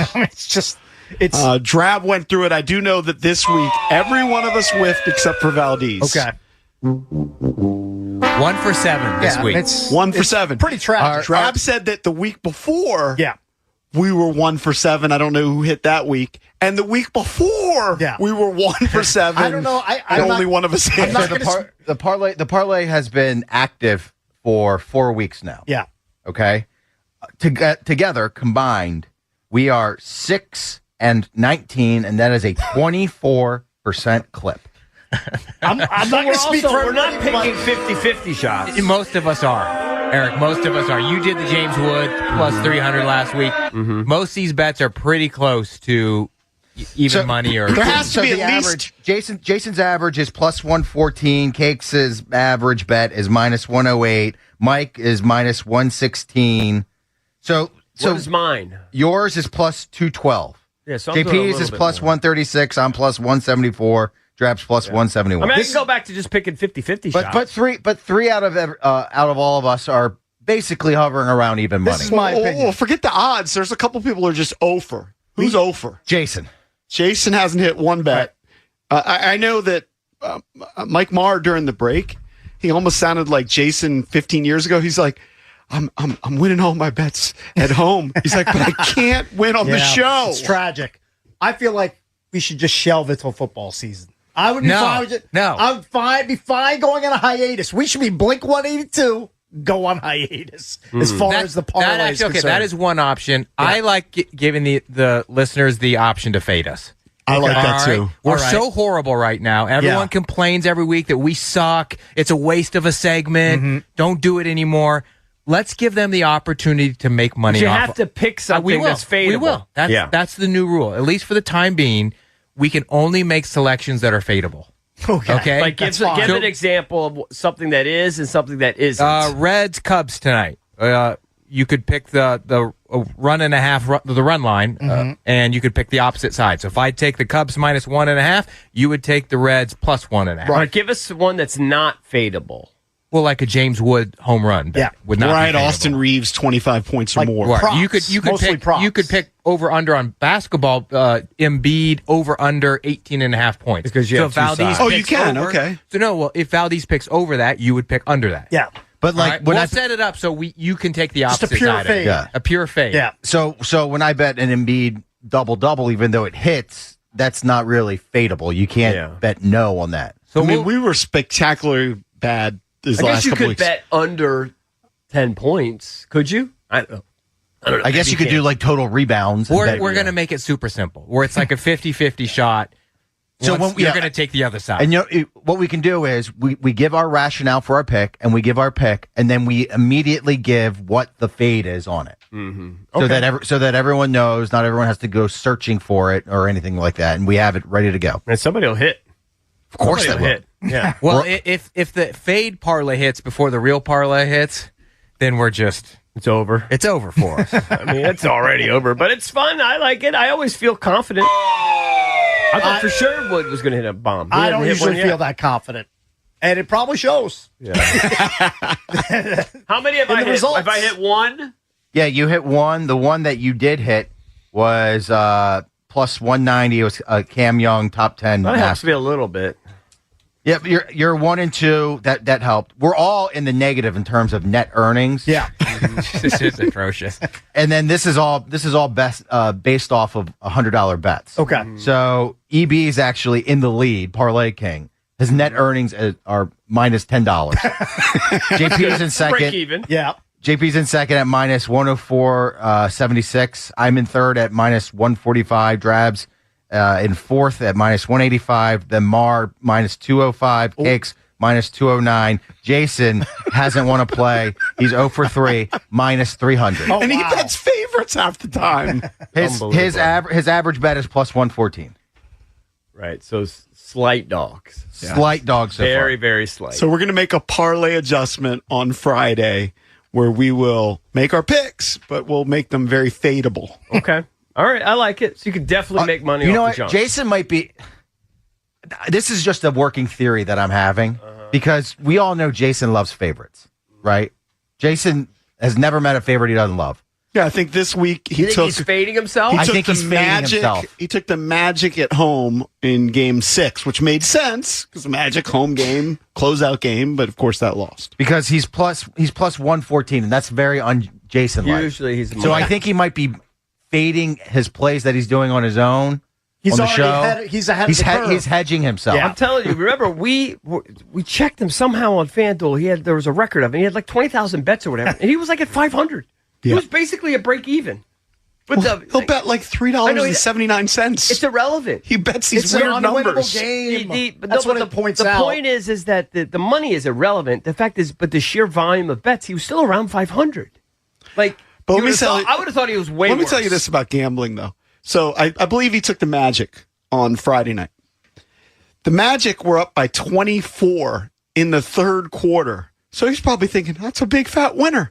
Then they missed 23 straight shots.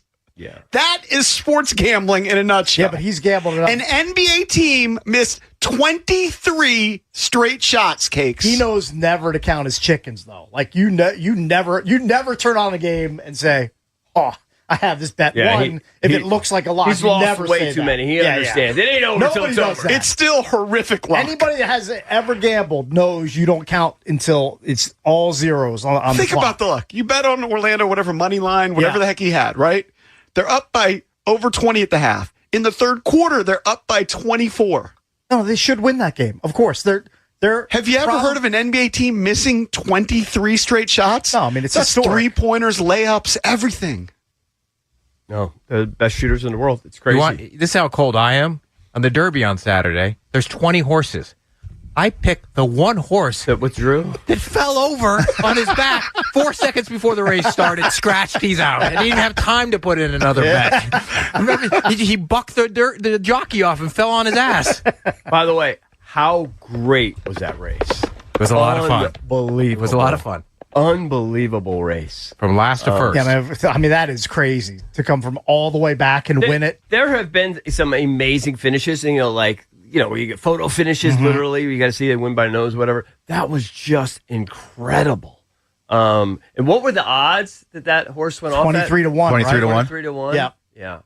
Did Uncle Kenny hit? No, no. Not in that particular race? No. Yeah. Although he did tell me he had a good Saturday. Uh-huh.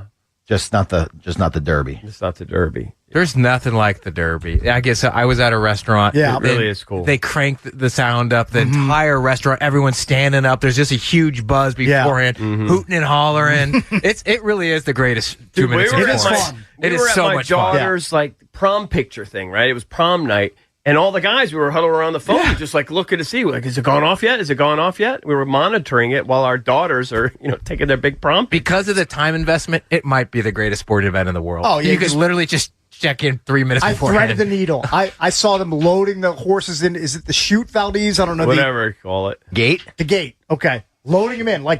I turned it on when they were loading horse 18 in. I said, this is freaking perfect. And then I watched a great race. Now, so what is the story? What's the name of the horse again that won Golden Tempo. Golden Tempo. Golden Tempo. So this horse, I guess, has a history of kind of coming from behind. That sort of thing. It's a stalker. There's a lot of different types of horses. There's horses that shoot out to the front to start, are kind of top heavy with speed. There's other horses that are kind of mid-level stalker horses, and there's closers like Golden Tempo. So does this one have a shot in the next one? Probably not, because the pace is. There's so many good horses, and the pace is so severe. In the Derby, these stalker come from behind horses. They have a really good shot in it, but not necessarily in the Preakness, because there's not as many horses that are going to jump out to the lead, tire, and then allow the horse to close at the end. Gotcha. Very cool though. Be rooting for it. Be rooting for the double crown. Maybe Belmont since it's a longer race, right? And you got to wait for the pack to tire out. But it's going to have to be a little more aggressive if it wants to win the Preakness, in all likelihood. Oh, all likelihood, yes. Yeah.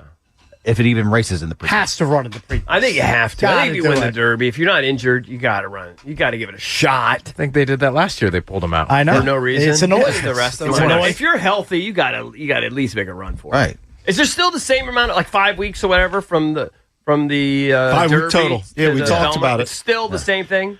We talked about it recently because there are some in horse racing that are upset that winning horses are pulling out of the second leg of the Triple Crown. Yeah, because they feel like it's too fast. Probably so is talk about extending too hard on the horse. I get it. Was it Justify last year?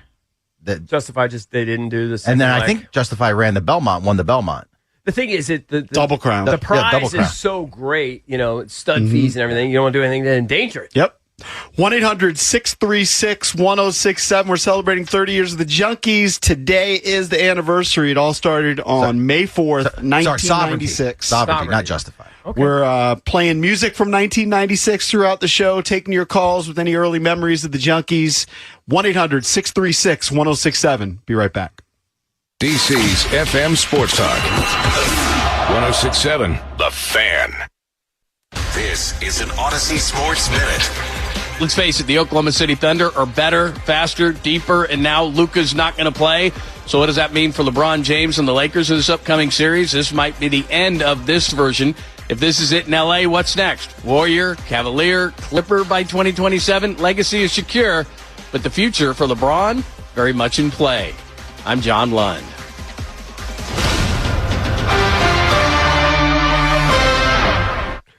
All right, guys. EB here. This show is brought to you by FanDuel. Right now, new customers can bet $5 and get $150 in bonus bets if your first bet wins. That's right. You could turn $5 into $150 in bonus bets just for getting started. FanDuel makes it easy to get closer to the action, from player props on your favorite stars to all the tools you need to back them up. It's everything you need all in one app, so don't miss your shot. Just head to FanDuel.com/local to get started. That's FanDuel.com/local. FanDuel, an official partner of the NBA. Play your game. FanDuel Sportsbook is the official sportsbook of 1067 The Fan. You must be 18 and over. Present in D.C. First online real money wager only. $5 first deposit required. Bonus issued. Non-withdrawable bonus bet. Expires 7 days after receipt. Restrictions apply. See terms at sportsbook.fanduel.com. Gambling problem? Call, text 1-800-GAMBLER. Live from the LindseyCars.com studios in the nation's capital, WJFK-FM and WJFK HD1 Manassas and WPGC HD3 Morningside. New era of Nats baseball. Thank you. Excited to be here. Is here. Your flagship home of the Washington Nationals. This is way back. After wall and it's gone. Bang. Zone. Sports Radio 1067 The Fan, an Odyssey sports station. 1067 The Fan, Sports Flash. This update is brought to you by Mervis, Diamond Importers. Nobody pays retail anymore. Why should you? Finally, a win for the Nationals at Nats Park. They're now 4-12 at home as the Nationals beat the Brewers 3-2. Jose Tena with an RBI triple. Now he runs. The pitch swung on, belted to right center field. Frelick on the run, going way back to the warning track, and it's off the rolling play. Nunez speeds for third. He's being waved home. Tena heading for third. The throw there, not in time. Nunez scores. The call on the Fan. DC United over New York City FC on the road 2-0. Mystics beat Atlanta 83-72. NBA, Detroit and Cleveland win Game 7s. Pistons over Orlando 116-94. Cavs over Toronto 114-102. Stanley Cup Game 7 for Montreal over Tampa Bay 2-1. West second round opener, Colorado beat Minnesota 9-6. Men's lacrosse, Virginia and Georgetown will tangle May 10th. From the Crop Metcalf, 5-Star Sports Desk, Byron Kerp on The Fan. Monday, May 4th, Sports Junkies Day in Washington, D.C. 30 years of the Junkies.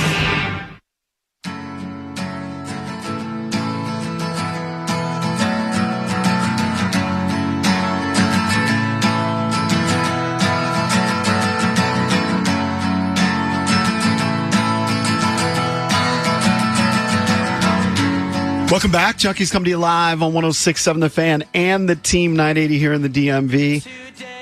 910 The Fan, 105.1 FM in Richmond. And you can watch us on the Monumental Sports Network. We're celebrating 30 years of the Junkies all year long, presented by Main Street Bank. Cheer local, bank local. Main Street Bank is a business-focused community bank proudly serving the DMV since 2004. Visit mstreetbank.com to learn how to put their team in your office. Main Street Bank, member FDIC, equal housing opportunity lender. I'm John Paul Flame, joined by Johnny Cake Sawville and Eric Bickle today. Bish Buck's out celebrating his birthday. He turns 56 today. And today we're celebrating 30 years to the date. It all started on May 4th, 1996 on the weekend. You know, we thanked a lot of the people that have been part of this journey.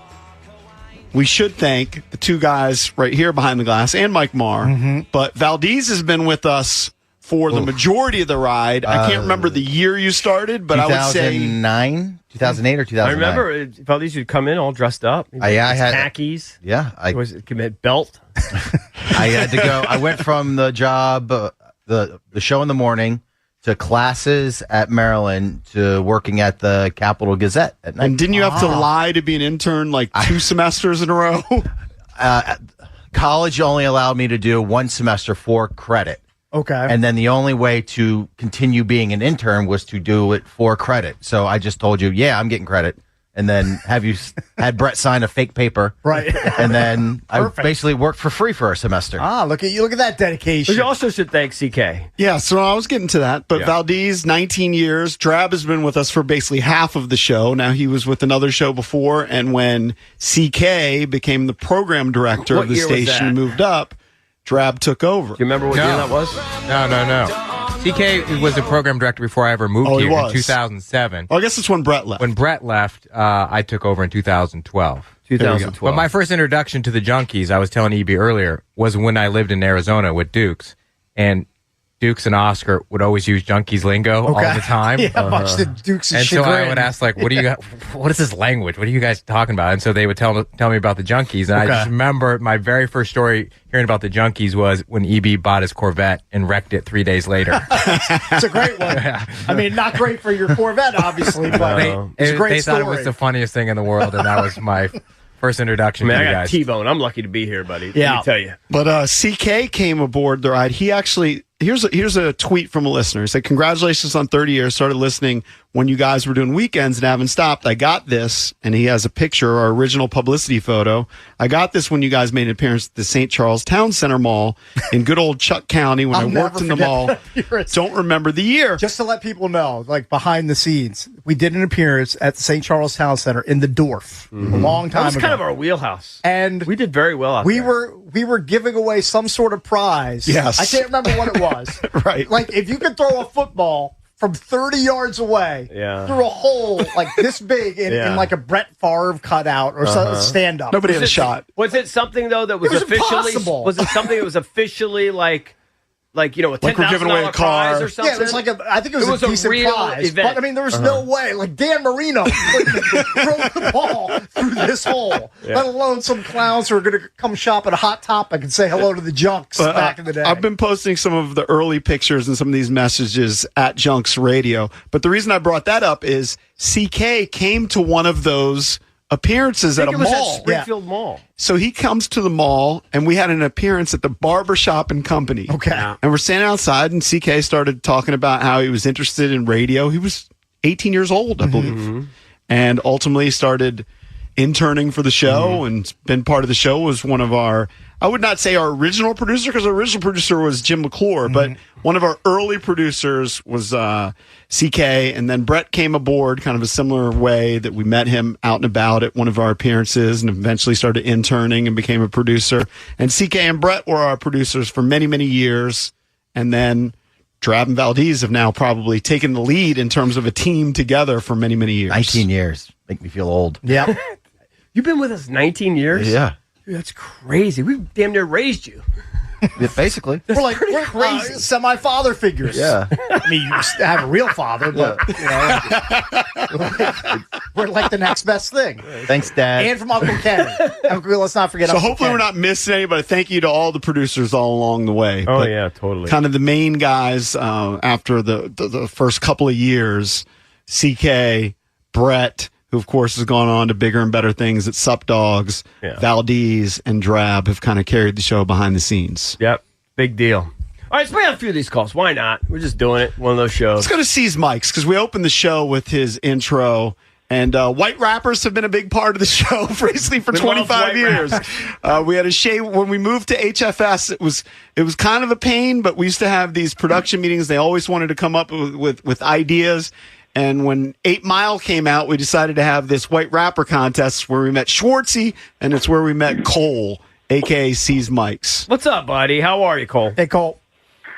Gentlemen, how we doing this morning? What's up, man? What's up, man? Hey, congratulations, 30 years. I mean, just, I've heard a couple other radio hosts that you've had on say how amazing accomplishment that is in this industry, but I know the audience, your longtime listeners, such as myself, certainly appreciate the consistency.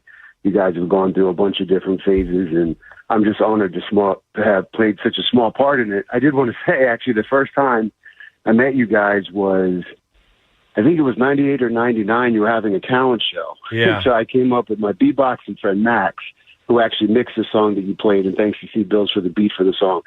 And I was like, oh, man, Max and I killed it. I was freestyling. Max was beatboxing. We're sure to win.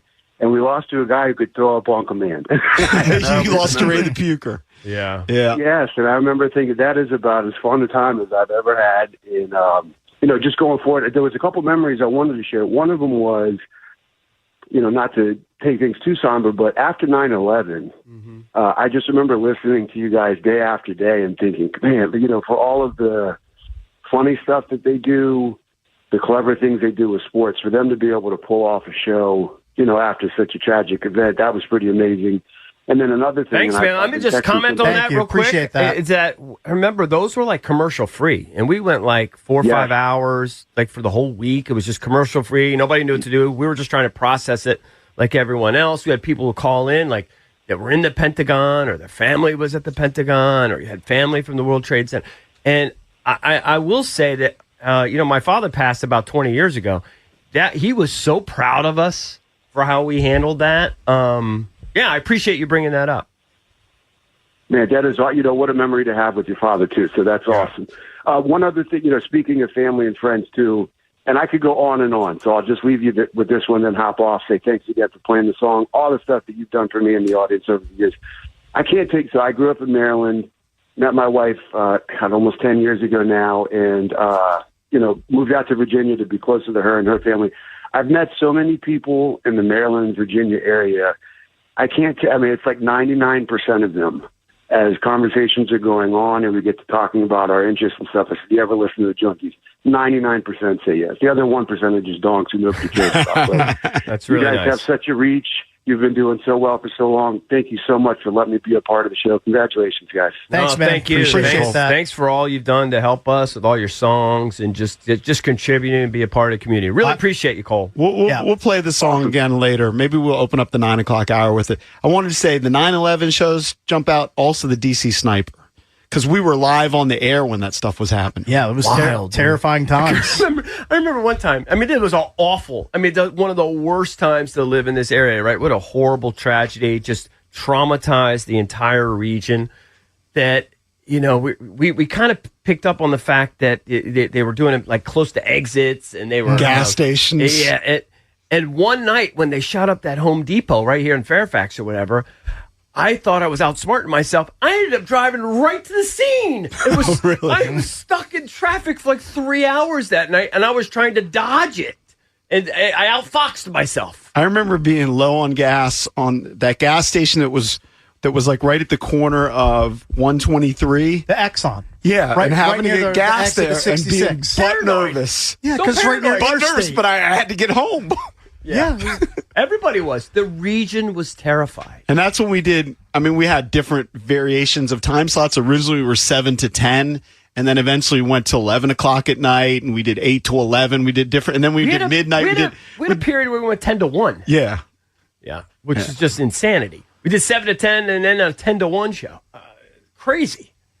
I don't think we did 10 to 1. I think we did till 11, then we had an hour break, and then we did the FAN hour. Okay, so it's still 1. Yes. Still out late. Still 1, buddy. We had like a 1 hour break. All right, let's go to Brian in Alexandria. Brian, what's up, man? You're on with the Junkies. They're not Los Angeles. They're not New York. They're Prince George's County, Maryland, baby. They've been going strong for 30 years. Hey, guys, congratulations. Thanks. I just wanted to talk about. Started listening in '99, first time, long time. It was obviously right after the Don and Mike show, 7 o'clock. I was like, let's give these guys a shot. Let's check it out here. And you had I'm Maryland '98, and you had Gary Williams on, and it was a great interview. I don't know how many times you'd interviewed him at that point, but it seemed like that was kind of an honor for you guys at that point sure. to have Gary on. Yeah, and I don't know, what did he say? He said something like, you guys are undefeated too, aren't you? And I don't know, EB said something like, we've been defeated. And I don't know, it was just it was something about that interview. It was just like, okay, these guys are the real deal, and you've been going strong ever since. And I just want to thank you guys. I hope you guys have a good number of years left in you. The show's going great. So that's all I wanted to say. Thank you so much, Thanks, Brian. man. I really appreciate it. And we should call. say, you mentioned Don and Mike, and what's funny is that we had our battles through the years, more with Don than Mike, to be honest with you. But those guys put us over in the sense that, they could have bad-mouthed us or whatever, and they said, hey, they were being company guys. Listen to these guys. It's kind of like the real world on the radio. And that really helped the audience accept us early on. So I'll always be indebted to that, even though we had our battles at times, with Don specifically, to be honest with you. Yeah, Mike was always super supportive. Always cool. I always appreciate Mike came out to our first anniversary show at Bridges. Yeah. And it was packed, and we had a great time, and he had just finished his show, and he decided he came out and gave us a speech. Don was very supportive at times, too, but there were other times where he was I think maybe a little envious of our success and wanted to put us in our place. And so we had our moments with him, certainly. But they were supportive at the very, very beginning at a critical time. So I always appreciated that. Let's go to Ben in Silver Spring. Ben, what's up, man? You're with the Junks. Yeah, this, you had one of the best callers in just a couple minutes ago, and now you get to have one of the worst. Yes, and I just want to this guy's self-aware. I just want to recount. What's that? Nothing. Okay, I just want to recount a call we made. You were doing a thing many, many years ago. Patriots were running crazy and they're getting ready to play the Giants in the Super Bowl, and you were having a talk about finally we get to shut up Shula and those remaining people. And my call basically came back and said, do you really want Bill Belichick to run the table, and you got to live with his arrogance for the next 30 years? At least the 72 Dolphins are kind of going away.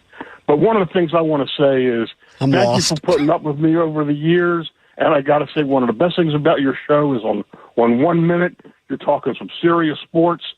And the very next minute, it's Jason bitching about neighbors that have a horrible lawn and how it's making his neighborhood look like crap.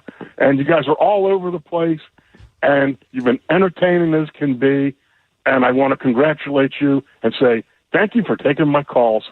Thank you, Ben. Thank you, Ben. Thank you, Ben. I appreciate it. I recognize Ben's voice, and I know Ben's called a lot. Is Ben the guy that would get so pissed at us? That's a different guy. No, that's Dennis from Reston. Dennis. Yeah, Okay. that kind of sounds similar. Dennis probably won't call in today. But Dennis probably died of a heart attack. Yeah. I don't know. I've heard from him in a few. But then he gets bitter when we call him bitter. Yeah. Let's go to Mark. But, it's a weird bit. I'm trying to thank everybody. The listeners have been a huge part of this for 30 years, and it's truly an honor that people have stuck with us all this time. Even the terrible callers. It's crazy. Let's go to Mark in Fairfax. Mark Johnson. My guy. Famous Mark Johnson. Oh, this is Too Sharp? No. This is Mark who always hook our cars up. Yeah. Whenever we needed it. Hey, Mark. What's up, buddy? How you doing? What's up, man? Congratulations. Thank you, sir. Thank you, pal. So Mark was a long time employee with Farish. Yes. Right. And the Cakes had a long term deal I know with him them. well. Yeah. And where are you now, Mark? I'm just kind of semi-retired and helping a buddy run a little shop out in Chantilly. Nice. Is it easy to change spark plugs? I keep getting this message to change For him spark it is. plugs. I don't know if it is for you. Is it a pain in the ass to do that? Yeah, a little bit. It is? Everything on a car nowadays is a pain in the ass. Yeah, because I asked the guys at the lube shop, and they were like, they don't do it. Yeah. Like, what do you mean? You don't change spark plugs? How hard is that? Anyway. It's hard. Oh. It's really hard. But really, the reason I called, do you remember that time that Lyman had some kind of road rage and was bashing up his car and stuff like that? And yeah, Richie Incognito, and then Valdez did it to his car. Yeah. And they're calling me going, hey, Mark, if we do this bit, can you fix the car? Can you fix the car? And I said, yeah. Can you set it up, Valdez? What was the bit? Can you set it up? So, like he said, Richie Incognito had some sort of road rage / roid rage, and he took a baseball bat to his car or someone else's car, and we were goofing about it. And I said I would do it to my Saturn Vue if Mark and Farish would repair Promise it. to repair it. Yeah, so I went out there. I had a Louisville Slugger. I remember it. And I started bashing my window. I knocked my light off. Did you enjoy it, or did you feel terrible doing it? Sure, he was nervous. I was nervous because I didn't know if they were really going to fix it or not. I think you bashed your side mirror, Yeah, too. the side mirror. I teed it Hey, up. Drab, that's a guy that's got a nose for radio. That's right. That's a guy right there. 100%. Huh? Great instincts by Valdez. Great radio instincts. And loves the ADs.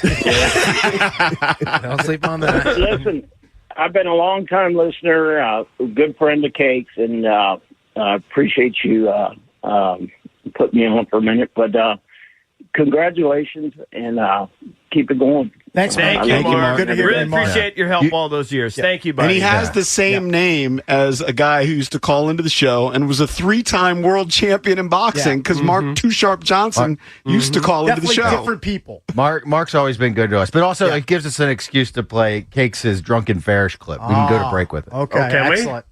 Oh, it's your boy Cakes for Ferris Dodge Jeep, your number one Dodge Jeep dealer in the Washington, D.C. area.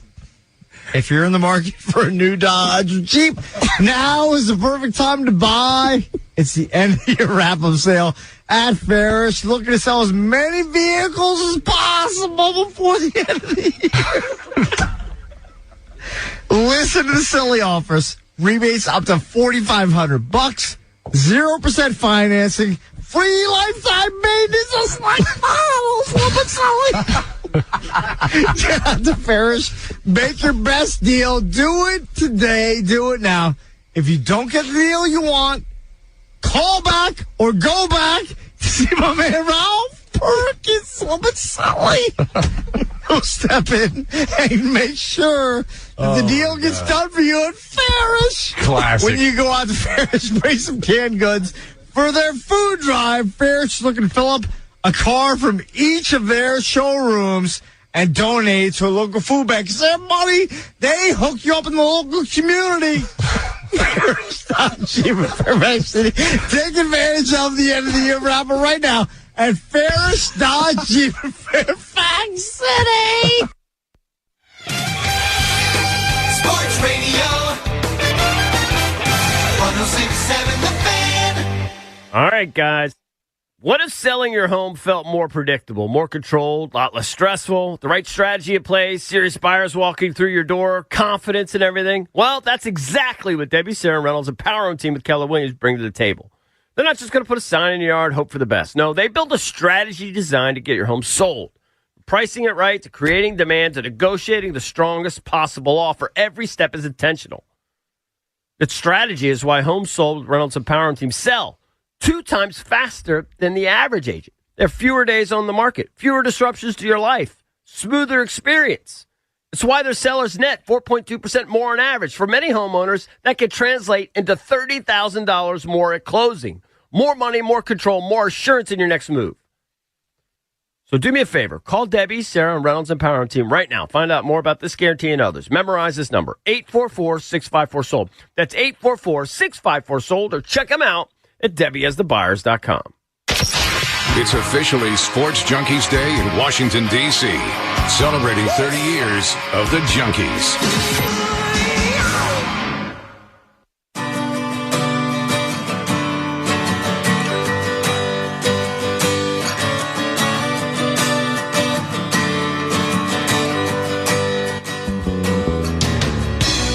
Welcome back. Junkies come to you live on 106.7 The Fan and the Team 980.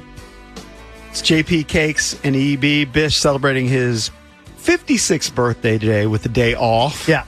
By the way, that Ferris read heading into the break, I mean, for as hammered as I was hitting a lot. I think that was a pretty good read. I think so. I got the canned food It's a drive. 6-minute commercial. It was like the longest. They got their money's worth. Especially now because the added value. I mean, how many years ago was that? When was that? Was that a night show, like a drinking show? No. This was a drink. Show? It was a drinking show when we were in Fairfax. Yeah. A couple things. I've put a link at Junks Radio to the piece that NBC4 did on us this morning. Thanks to Tony Perkins and everybody over there. They did a fantastic job. I believe it's going to run in the afternoon, and there's going to be a longer version later that they're going to post online. I think so they check have that almost 30 minutes. I don't know if they're going to put 30 minutes, but they're going to put an extended version. Also, I put up a bunch of pictures from back in the day. Thank you for all the memories. When you look... This picture always makes me laugh. The Daisy Dukes photo. I'm almost embarrassed to retweet it. I saw it. I have to say, of all of our memories and the various people will call in and remind us of contests or whatever that we've done through the years, and I honestly think we've done it all. That is I'm most proud of the genius behind our Daisy Dukes contest. You're proud and ashamed at the same time. I'm mostly proud. I really don't have any shame. Yeah. It's not a contest you could probably pull off in 2026, but we wanted to pay tribute to girls with beautiful butts, but we didn't want their beautiful faces to potentially conflict with it, right? In other words, it would influence the judges. The judges would pick the prettiest girl. We wanted just the best butt, and we didn't want the judges just to pick a pretty girl, right? Because she might not have the best butt. So what we did is we asked them to wear paper bags, and not one refused. Yep. And how many girls participated in that? I mean, I think when we did it online, I'm spitballing here, but we started with an online, and then we had 40 girls enter, and then when we went to Lulu's, and shout out to Tom Doyle, he sponsored the contest back in the day. Right. I think maybe we had the top 10, maybe the top 10 or 15. More than that. Maybe 15. I feel like we had 15 or 20. Yeah, we had a bunch. And then they went on stage and did their thing. And honestly, it paid off because when we took I don't want to be think mean. We did it once in studio. Mean, it paid off, Cakes. Let me just say it paid off. You know what I'm saying? Yeah, I hear you. When you did the unveiling, we were like, you know what? The best butt won. It became a semi-annual event because I think when we were at HFS, we did it once in the conference room. And then the next year, we advanced all the way to Lulu's. There's so many people sending us all these messages. Just using this as a representative. This from MD Volt on Twitter.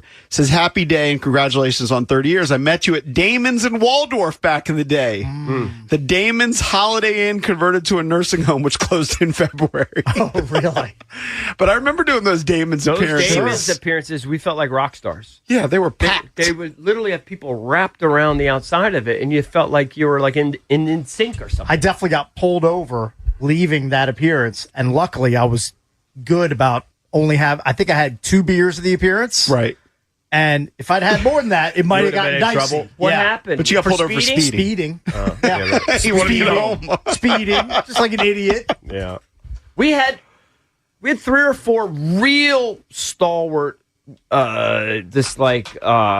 spots where we always did well. Waldorf, Manassas, Woodbridge, Fairfax. Those are wheelhouses for the Junks. And, if you're a longtime listener to the show, we were out and about a lot because when we were a nighttime show, they started with the TGI Fridays tour, where we were hitting different TGI Fridays every Monday, I believe, after Redskins games. Let's go. Speaking of Woodbridge, let's go to Brandon in Woodbridge. Shocker. Brandon in Woodbridge loves Spirit Cakes. He's mourning the death of Spirit. Big surprise. What's Perfect up, Brandon? Happy Sports Junkies Day. Thanks, man. Happy Sports Junkies Day. Happy Sports Junkies Day. All right, what's up, man? Thanks, What's going on, Brandon? Well, you can actually carry I told you brothers have a better happy birthday song than white guys. Yeah, but it's still awkward. Happy birthday in any form is always awkward. What's up, Brandon? I think of a rock song just for you. Thank you. What I was about to say was completely off now, so don't even worry about that. But I just want to say thank you for everything you guys have done. I remember back when you guys had accents, and I'm like, who's these crazy guys on the radio? Like the other guy said after Don and Mike, and remember back in the day, the Wow people, I forgot their name. Opie and Anthony, yeah. Yeah, Opie and Anthony and all of them. And I'm like, Sports Junkies, and I'm into sports, so I'm listening to you guys. I'm like, oh, man, these guys are really cool. Then I went to you guys were promoting that sundress silly stuff, so I had to go to do that. Those were great events. Yeah. You guys did really good on those. You guys were like rock stars out there, getting everybody drinks, saying hi to everybody, and always very approachable. like to say hi to everybody, like to go up to everybody and show love. So I always appreciate I it. appreciate you guys. that, And man. definitely love all the antics and everything that you guys do. Your interviews are crazy because you guys do ask the hard questions. Sometimes people don't want to ask. You guys to jump out there and ask that. So Well, thanks, appreciate man. you guys. Man. I really Yeah. appreciate that, Brandon. Thank you so much. I don't know. What's he talking about with these accents? If he gets a big enough signing, man, he's gone. He's out of there. This guy talking about? I'm sitting next to two big Terps fans here. Give us a scoop on the Terps 96 recruiting class. Vic thinks he's still working at PG Country Club. Was that our original name, Sundress Silly Party? And remember when that guy from the restaurant stole the name? He literally, this is literally what happened. We had a very successful party. Sundress Sillies did it a few times, just pack some restaurant, bar, whatever it would be that particular time. And then like 4 years in, some restaurant owner trademarked the name, Sundress Sillies. I mean, what just D-baggy thing to do. Stole it from us. I mean, we should have probably had it, but we didn't think somebody's just going to swoop in and steal the name. We were just having a good time of a local radio event. It's crazy. Now Should we have known that? We ended up doing it a few more times, but we changed it to what, like Sundress Party or whatever. Yeah, we definitely called had to it. change the name. But we had to change the Summer name. dress party. You know what? Because the guy didn't want us to leave his venue and do it at another Kind of vindictive at another restaurant. Yep. I remember having to pull the origin audio of it to send to our CBS at the time lawyers to use as proof as our concept. Right. But it didn't help us. No. That is crazy. We lost the title or whatever. Or it wasn't worth pursuing. Yeah. Just What a douche. just easier to change the name. Like one of the worst guys. Yeah, that guy sucks, whoever that is. I don't remember his name, but he sucks. Let's go to Adam. Adam in Columbia. Hey, what's up, Adam? You're on with the Junks. What's up, man? Big up to you, boys. Congratulations, 30 years. Thanks, man. So I put out the call. So they asked for the OG pizza delivery drivers. I was one of those guys at this hole-in-the-wall S-hole in Germantown, Maryland as a Pizza Hut. And in combination, I did that. I was an honor caddy at 4 Streams. So when I couldn't caddy, I was delivering the pies. And nice. I want to congratulate you guys for putting the caps in like the mainstream, because before Rock the Red, before the Red Rockers and the Young Guns, the caps were kind of relegated to the back pages of the Post and the Associated Press. No one was really covering them. But you guys had Locker on a regular basis. Who had Locker as a guest? Love him. You He's a guys. great dude. Great guy. Yeah. And I can remember some of these pizza getting 10 minutes delayed because you guys broke the story about the sale where A. Poland was selling the team to like Ledecky and Ted Leonsis. Is that right? I vaguely remember that. Yeah. Locker, I mean, we could go through dozens of guests, but Locker was on board since the beginning. Always and has been great to the show. My family and to you guys, and my kid plays travel hockey. He's 12, and we bumped into Bish at the Caps game about might have been a year ago. And I tapped him on the shoulder. He came out. He took a picture with us. I don't know if he had a few bottles of liquid courage, but there were DC police standing around the whole area, and Bish kept grabbing them one by one into the picture. They reluctantly got in, but when Bish asks you to do something, you don't say no. So, it was a great time, and now my family hears you guys for better or for worse. But when EB does those Crop Metcalf commercials, my kid sees them on TV. He's like, what makes 5 stars? It's simple. They're the best. Awesome. He beats me to the lines. And big ups to you guys. 30 years. Very cool. Thank Love you, Adam. Appreciate Really it. appreciate it. Thank you, buddy. Cheers, boys. All Getting right, so buddy. many Thanks, messages from people. I didn't realize I was going to kind of get emotional. I'll be honest with you. Did not expect that at all. When EB told a story about his pops, it made me think of our first anniversary show at Bridges. I remember my dad sitting there, my mom. I think your in-laws came. It's crazy to think that 1 year anniversary, we're now at 30 years. Like, that was a big deal for us to make it to 1 year. Absolutely. Like, that was the thing. It was like we were jumping aboard. Howard Stern, Don and Mike, the Greaseman, they were all established. And they gave us a shot. And that 1 year, I remember, it was huge. Well, dude, we were week to week. We were a week to week show. Yep. Absolutely. It's kind of where we're probably still are week to week. 30 Probably on years some in. level. We always have felt like it. Yeah. I'll tell you that. So we got to, part of me is a little nervous. It's like, man, they're doing all these things for 30 years, right? We're going to be in Dewey Beach in 2 weeks. We got the Beach Bash. We have some really big plans in the fall that you want to stay tuned for. It's going to be special. And then what? They can just be like, okay, 30 years, good job. See you later. Happens this industry all the time. Be on YouTube, I guess. Check us out. All the time it happens. Drabby, make sure you incorporate bowling. Just incorporate bowling. Whatever. I gotta have bowling. We'll get bowling in late in the year. All right. Get it in before we're done. Hey, little content thing. Maybe we'll get to after the break. There's a surprising guy who Logan Paulson says may be a breakout player for the Washington Commanders. We'll tackle that next here on the Junkies. Every Wednesday at 9, Paul Taboni joins the Junkies. Deep right field for Wood. Long gone. Talking Nationals baseball and the biggest storylines around the team. C.J. Abrams, 3-run home run. On 106.7 The Fan. It's officially Sports Junkies Day in Washington, D.C., celebrating 30 years of the Junkies.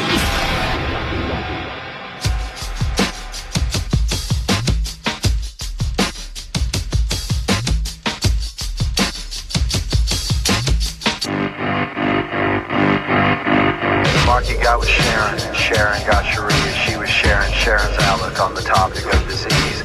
Mikey had a facial scar. Continuing to play ditties from 1996 when we started on the radio. Official start day was May 4th, 1996.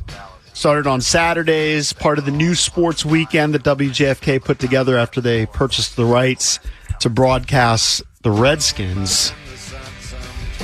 It was Howard Stern in the morning, Don and Mike in the afternoons, G. Gordon Liddy, and the Grease Man at nights. Loveline was on back then with Adam Carolla and Dr. Drew. It was crazy for us to be thrown in with a lot of those legendary names. And it was like, look, it was a big risk that WJFK took in the late 90s, and we appreciate it. We're glad to still be here. And one of the great features of being on radio, and we learned this back in 1996, free food. Food drops, amazing. It's always fantastic. We need to thank the Big Greek Cafe. They're here today. I'm going to have a gyro a little bit. I mean, the spread they brought us is amazing. I saw you talking to, is she the owner? Not 100%. Not 100% sure. I don't have her title. All right, very Big nice. Greek Cafe, you were talking about the spot close to you and the parking, but it's worth it. The parking is challenging, but it's always great food, and it's just a go-to for us. They've been there for many, many years, so we're happy to have them on board here and the Team 980 Yes, as well. It's awesome. It's a legendary spot. Great food. Like I said, I'm going to try and have some discipline and wait until 10 o'clock to pummel my gyro. Maybe I'll even bring it home and heat it up. Smart. But I couldn't help but start picking at the fries. Yep. French fries were good. Oh, yeah. The fries sprinkled with feta cheese, delicious. Fantastic. So thank you to the Big Greek Cafe. Yep. Again, go to Junks Radio. We posted some old pictures. Link to the NBC 4-piece. Thank you to everybody involved. So I mentioned the surprising player or the potential breakout player. Mm-hmm. This is according to our friend Logan Paulson, former Redskins tight end. Now, of course, he covers the Commanders. And he is, in my opinion, at least locally, the best at breaking down film. And he went on our pal John Kimes' podcast, and he mentioned a guy who he believes, David Blau, the new offensive coordinator, may be able to unlock. And that is one of Cakes' favorite targets, Ben Sinnott. Well, problem is he's not one of Jaden Daniels' favorite targets. That's the real problem. I mean, what is the rationale? What does Logan say? Well, let me just tell you that Ben Sinnott played 17 games his rookie season. He had 5 catches. And then in 2025, he did up that total to 11 catches. He more than doubled his production. He was only targeted 13 times. But he was like a late round pick, JP, like a 6th or 7th rounder, right? He was picked really late so that people don't expect a lot out of him, right? This is why you beat up on him. Oh, no, he was picked with the 53rd pick in the 2024 draft. This is what Logan says. He goes, how can this be is probably what you're thinking. Yes, that is understandable. Surely the new offense coordinator, David Blau, is going to start John Bates at tight end, right? I mean, Bates is still only age 28, and he's been a very good run blocker his entire career. Secondly, one would think Blau would want to start Chig Okonkwo. The Commanders signed Chig as a free agent tight end from the Tennessee Titans. Okonkwo turned 27 in September. But Paulson says You've got a pretty dangerous 13 personnel. I think when in 21, Ben Sinnott is playing the fullback. So he believes Ben Sinnott's going to get in the mix. Look, I hope that 2026 is the year that I don't have to continue to goof on Ben Sinnott for his lack of production. Like when you draft a guy that high, you expect him to be a pretty big contributor to your offense. You don't expect him just to be a guy who you notice for his blocking, who has 18 targets through 2 seasons. Like you want to see him be a contributor on offense.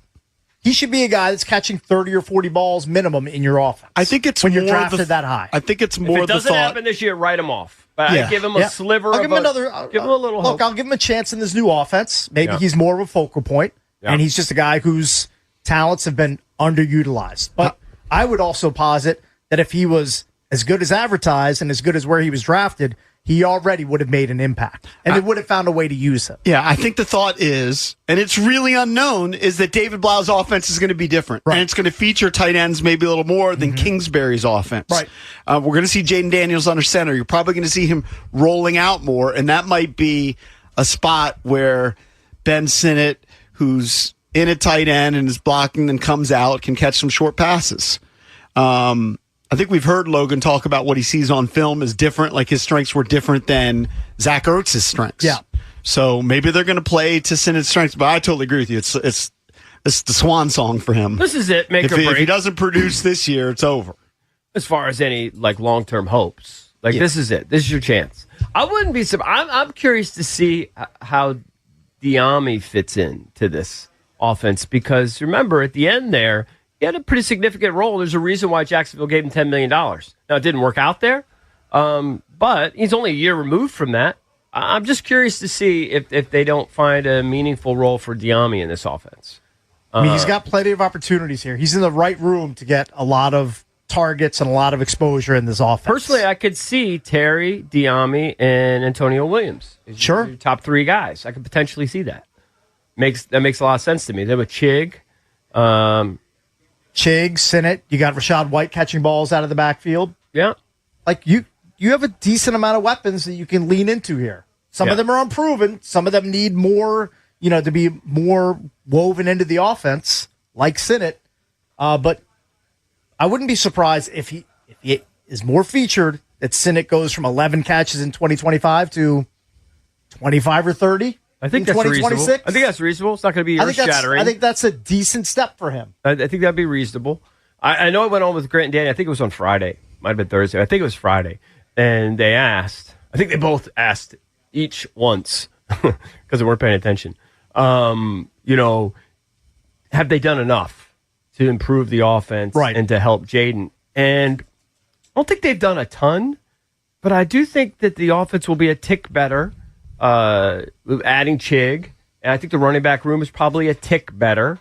I still think Terry is a threat. I love the drafting of Williams, and I think they've done enough defensively to help the offense. So I think on the whole, they've done a decent amount to help Jaden. I don't think they've ignored it. Yeah, they brought in plenty of pieces, and I wouldn't be surprised if they made another tweak to the wideout room before the season started. For sure. There's still some names floating out there that they could certainly afford and whose prices are going down week by week. It's just a weird holding period in the NFL where all these guys, and you've mentioned them a bunch of times, whether it's Juwan Jennings or Stephon Diggs or Debo Samuel, they're just floating out there in the ether. Just waiting for a call. And they're going to land somewhere. I would think. You're going to tell me that's the last we see of Debo Samuel? I find that impossible. How about Stephon Diggs? Didn't he have over 1,000 yards receiving last year? Yep. Yeah. And I keep bringing up Tyreek Hill. Now, I know that he had a massive injury, but somebody's got to kick the tires on him and see what's left. Yeah, for sure. And those what's guys left? I mean, he still had plenty before the injury. You just wonder, but it's such a debilitating injury. What's he going to be when let's say you take 20% off of that quickness? Is he still going to be special? I don't know, man. Modern medicine guys come back faster, and they seem to come back as good. Like it used to be, an Achilles would just bury your career for sure. And now we see you guys. Can fix everything though, but you probably can. I mean, Alex Smith came back. I'm not saying he was the same player, but think about the injuries he dealt with, and he was back on the field. No, it's incredible. He was able to do what he was. Problem able to do. Tyreek, he's past 30, and he had a dislocated knee and several ligament tears. When you it look wasn't at just one. the guys that come back from dislocated knees and all those tears, I think it's a pretty short list. You know, the Napoleon McCallum type injury. Mm-hmm. That's a good old school name. Sorry, I like it. I think he did come back. I think he did come back. Yeah. for a brief bit, but it's a tough one to overcome. But I don't know. Could Sinnott be the breakout guy? Possible. Coming up next, we're going to talk some NBA playoffs. The Celtics looked like they were going to advance. They didn't. The Sixers take them out. You had a couple of Game 7s just yesterday. We'll talk to Tim Bontemps, who, of course, is an NBA writer for ESPN.com next here on the Junkies. DC's FM Sports Talk 106.7 The Fan. This is an Odyssey Sports Minute. Make this make sense. Jason Tatum, Kevin Durant, Luka Doncic, Joel Embiid, a whole list of players all dealing with something in the playoffs. Players are playing fewer games, fewer minutes. It's not as physical as it used to be, and they still break down like it's the regular season. So what's going on here? They're keeping players out of games in the regular season, and they're still getting hurt in the playoffs. I'm John Lyon. When it comes to your money, what's more valuable than peace of mind? At Trajan Wealth, that's TRAJAN Wealth.com. Their fiduciary advisors know that your financial journey is personal. Whether you're looking for a second opinion on your portfolio or want to build a plan for steady income in your retirement, Trajan Wealth has got you covered. CEO Jeff Jr., a Marine Corps vet who knows the meaning of true independence, founded Trajan Wealth so their advisors could always put your interests first. Turn to the pros at Trajan Wealth for a custom-tailored plan to reach your goals on your timeline. Schedule your complimentary introductory meeting today at TRAJANWealth.com and start working toward the retirement you've always imagined for yourself. That's TRAJANWealth.com. You owe it to yourself to get a second opinion on your financial future. Don't leave your retirement to chance. Call Trajan Wealth today. 1-855 Trajan 1. That's 1-855-TRAJAN1. TRAJANwealth.com. Advisory services through Trajan Wealth LLC, SEC registered investment advisor. Additional services through Trajan Estate and Trajan Tax. Actual client paid advertisement. Additional disclosures at TrajanWealth.com. Live from the LindsayCars.com studios in the nation's capital, WJFK-FM and WJFK-HD1 Manassas and WPGC-HD3 Morningside. New era of Nats baseball. Thank you. Excited to be here. Is here. Your flagship home of the Washington Nationals. This is way back. The wall and it's gone. Bang! Zoom. Sports Radio 106.7 The Fan, an Odyssey sports station. 106.7 The Fan, Sports Flash. This update brought to you by Reynolds Empower Home Team, Keller Williams Realty. Sweet victory for the Nationals, beating the Milwaukee Brewers 3-2. Nasim Nunez, a pair of run-scoring singles. This one extended the lead in the seventh. Fitzpatrick ready. He brings it home. Swinging a ground ball through the drawn and infield and out into left field for a base hit. Abrams scampers in to score. Nasim Nunez drives in another. It's the Nationals 3, Milwaukee 1. The call on the Fan. DC United on the road. Big win over New York City FC 2-0. Mystics beat Atlanta 83-72 in their final preseason game. NBA, Detroit over Orlando 116-94, and Cleveland beat Toronto 114-102. Montreal stuns Tampa Bay 2-1 in the NHL. And a late West second round update. Colorado beat Minnesota 9-6. Cale Makar, 2 goals. Men's lacrosse, Virginia and Georgetown will tangle May 10th. Maryland does not make the tournament. From the Crop Metcalf 5 Stars Sports Desk, Byron Kerr on the Fan. Monday, May 4th, Sports Junkies Day in Washington, D.C. 30 years of the Junkies.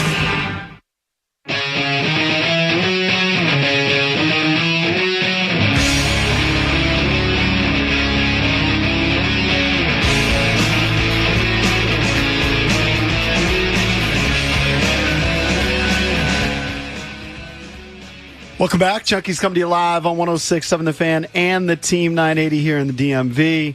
910 The Fan, 105.1 FM in Richmond. You can watch us on the Monumental Sports Network all year long, celebrating 30 years of the Junkies. Presented by Main Street Bank. Cheer local, bank local. Main Street Bank is a business-focused community bank proudly serving the DMV since 2004. Visit mstreetbank.com to learn how to put their team in your office. Main Street Bank, member FDIC, equal housing opportunity lender. Got a lot going on the show today. Today is our official 30th anniversary. It all started on May 4th, 1996. That was the Junkies' debut, and here we are 30 years later. The mayor gave us a proclamation. Today is Sports Junkies Day in D.C. That's an honor, so thank you so much. There are a bunch of people that still want to call in with their early memories. Just hang on hold. We'll get to your calls, 1-800-636-1067. Also, we're going to play the Channel 4 piece a little bit later. T-Perk just sent me a text and said, I think they're going to run it again at 11:14 a.m. So if you want to check it out at 11:14 a.m., you can watch it on TV. Also, Cole, one of our guys, known as C's Mikes, he was nice enough to do a 30th anniversary intro for the show. We're going to play that again in the final segment of the show. Yep, it's very nice of him. Just told Tim Bontemps going to be on at 9:20. Yes. I will tell you, I didn't watch a ton of the NBA playoffs, but I was checking in, and the ending of Game 6, which is rendered meaningless in the Raptors-Cleveland Cavaliers game, was amazing. Did you see the final shot by R.J. Barrett? I did see the final shot. In overtime, takes a shot with a couple seconds left, and it hits the rim, and it bounced maybe 15 feet high, straight up, and then right through the net. So they advanced to a Game 7, then they lose to Cleveland, but it was an amazing kind of game-winning shot moment, and you hadn't seen that really since Toronto had done it in the past with Kawhi Leonard against the 76ers, where Kawhi went down the right corner and shot it over Joel Embiid, I believe, and hit a buzzer beater that hit the rim. 2019, or is it probably going back? It sounds about right. Yeah. I don't know the exact year. So yesterday I was at the club, and I was just, I went over there in the middle of the day. I was just working on a short game. And I had my my phone, in my ears or whatever. And it's the first time I've done this. I listened to the Pistons Magic game. I listened to it. And, I'm concentrating on what I'm doing. But, man, first of all, they were hyping up Ben Carroll. They were killing the rest of the guys for not stepping up. Really hard on them. But I guess ultimately there was nothing they could do. And the Pistons won that game pretty convincingly, right? They were up basically the whole time. They were smashing them, yeah. They were up the whole time. But they were praising Ben Carroll. But I remember Barkley, Shaq, everyone just begging other guys to step up. I guess it just never happened. All right, so let's weave in some of these calls, but before we get to the phone calls, we'll play the audio of the piece on NBC4. It feels weird now, like we're 4 hours into just celebrating us, but that's what we're doing today. Tomorrow, regular show. Today's our day. You know what? Tomorrow's... It does feel a little self-indulgent. Yeah. Sorry. Yeah. Today's our day. Tomorrow's Cinco de Mayo. Don't forget to wear your sombrero cakes. Yeah, I'll be sure to do that. You used to be known as... By the way, I think at one point, before he was John Cakes Allville, at least for a little bit, we called him John the Hat Man Allville because he had a bunch of hats. I mean, Cakes is not a great nickname, but it's better, way better than the Hat Man. Things evolve. Because that would be terrible. Things evolve. Sure. All right, so you going to play the audio here? All right, here you go. Thank you again to Channel 4 and Tony Perkins. You have been hearing their voices for 3 decades. No small feat in our industry, right? Boy, really? Today, the Sports Junkies are celebrating 30 years on the radio in the DMV. I recently had the chance to speak with the 4 co-hosts and lifelong friends about their unique journey and sustained success. First thing I go, you never know what you'll hear from J.P. Flame, John Cakes Allville, Bish, that would be Jason Bishop, and E.B., Eric Bickle. The other day, for the first time ever, I did an ice facial. As I walked into the Junkie studio, gentlemen, what I already knew as a longtime listener, there's no shortage of opinions. But I learned a lot about the 4 friends who haven't strayed from a decades-long winning formula, being themselves. The origins of the friendship, because if I recall correctly, 3 of you knew each other first, and then, Jason, you came in later? Yeah, I mean, it's pretty amazing, unique. Eric and I grew up across the street from each other. John right down the street, known each other since minimum kindergarten. And then Eric goes to DeMatha, meets Jason, and we've all been friends since at least high school. It was just going to be the three of us, and Cakes, because he had his real job there at Toys R Us, he couldn't make the first taping, and so we called Bish. We said, let's call Jason. Let's get him in. So, and Jason was better than all of us. Jason was actually good. Yeah, so he was polished. We can't fire him off of a free show. We got to keep him, and we got to keep Cakes. When you started out, what was the plan? So you have this little cable access show, whatever it is. Did you think, we should do this for a living? It's like, well, what can we do with this? And what changed our life really was I reached out to Dick Heller from the Washington Times. He actually liked it, and he liked our story. He wrote an article about us, and that changed the trajectory of the four of our lives, because at that time, WJFK, which is 106.7, had just bought the rights to the Redskins, and they started a sports weekend, and they gave these four knuckleheads a shot. And we didn't know it would mushroom cloud into what it's become, but I mean, we're obviously very thankful that we're still doing it after all these years. I was working for a courier service. I was driving around packages. I was selling Power Rangers. From Power Rangers to a powerhouse. People listened, and they've kept listening. Shows don't exist like that, where for 30 years, four local guys who grew up together are all in the same studio. And for 30 years. If you listen to the Junkies, if we're having fun, you should be having fun. You're along for the ride. But don't try to be experts. We're grayer, balder. We just give you our opinions. We're just fans. We're just fans. And we're just, JP hit on it too, trying to have fun. It's a crazy, 1 in a billion shot. But now, being in 30 years now, we meet listeners who are listening with their kids now, which is kind of, it throws us a little bit. We're like, wow, we're getting old. But that's cool. It's a compliment. People are like, I listened to you guys when I was in middle school. Now my kids are starting to listen to you. So that's an honor to hear that. 30 years of callers, of interviews with star athletes, of hot takes. But the glue of the staying power, the friendship. It's a dream job. Yeah. The Sports Junkies is a dream job. I don't think any of us are dumb enough to leave it. That's a key point. A lot of times guys break up, egos, whatever. I'm nothing without them. And they might say the same, I don't know. But that's the idea. That's what's special. It's the group dynamic. It's the four of us. Anytime one of us is gone, there's always somebody on Twitter where's EB? Where's JP? Where's J? People miss it when it's all four of us. So I think that's what, like EB is saying, that's the secret sauce. I think the thing that's unique about us is the friendships existed before the show. Right, and the friendships will exist after the show. We've been together for a long time, and we're blessed by that.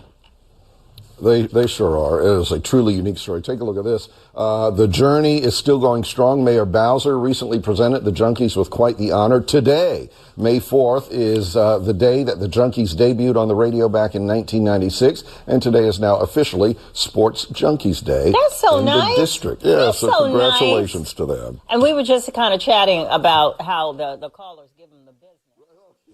Pretty cool that actually so many people have reached out, whether it's on social media. I'm getting texts from people that I haven't heard from in a long time, honestly congratulating us. Do you remember Pat used to work with the Redskins back in the day? Sure. He said congratulations, and then check this out. I don't know where he got it, but he has a picture of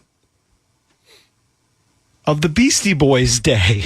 I was like, how do you have that? Does it have That's an amazing night we had. At the 930 Club. That we were introducing the Beastie Boys on stage at the 930 Club, June 17th, 2004. I'm telling you, dude, I thought we had made it and we were never going to leave the alt-rock world. Do you remember how fun it was when we had to tell the bloodthirsty crowd that the Beastie Boys were hung up because their flight couldn't land? I don't know if it was weather-related. They took a train down. And we had to go out in front of the 930 Club, which was packed. This is, what's the 930 Club hold? 1,000 people, 1,200 people? Every nook and cranny filled. We had to tell the people, you have to leave for a couple hours because the Beastie Boys aren't going to be in town for another 2 hours because of travel delays. You had to pacify them with pizza. They left, and then they came back, and it was a great show, and it wound up working out, but it was weird because their flight couldn't land. What a blast from the past. That was an incredible night. That was, an incredible night. 20-plus years in the rear view. I'll tweet out the picture of the poster. That's pretty funny. We did at quite Junks a few Radio. shows at the 930 Club. We did the Good Charlotte thing where they did one of our anniversaries. Yep. Where those guys performed live for us in the morning, and we packed that joint, obviously. We did... They did an acoustic jam, like on bar stools. It was awesome. It was so amazing. And then we did... I know We were we there with did Papa something Roach. with Papa Roach, Yep. right? That was for our that was another anniversary special. I think we called it our throwback anniversary or something like that. Junkies Throwdown or something. Yeah, something like that. It was for an anniversary. I'm telling you, man, those were the coolest years. Mm-hmm. They just were. They just were. We'd interviewed Fred Durst. We were obviously there with OAR because our timeline is very similar to OAR's. That's where we hooked up with those. They're I touring agree. for 30 years. this summer. HFS was awesome, but as we're talking about the early years, and it's too hard to go through all the names, but when we used to have on the regular conference room shows, that it was either for a goofy contest, like we might do a sexy tattoo contest, or we would hold a fantasy draft, and we'd be drinking, and all the boys, Cricket would be there, Horsey would be there, Bucky would be there, then Sacktown Mike would be there, Drunk Mike. Those were fun shows. Oh, I still remember, didn't we get CK to wrestle a girl? I can't remember what it was. familiar, but- There was some sort of bikini contest. If CK's here, he should come in here because he started as an intern and he's now running several stations and he's got some sort of vice president he's a title. big fancy corporate titan with Odyssey. But at one point, he was the guy who would hold the microphone when we would do these goofy contests. Did he wrestle like a in bikini studio? And I contest? think the Did girl bikini had contestant? a talent. And next thing you know, I just remember he got slammed down in the conference room by this girl in a bikini. That's a lose-lose, man. Did that happen?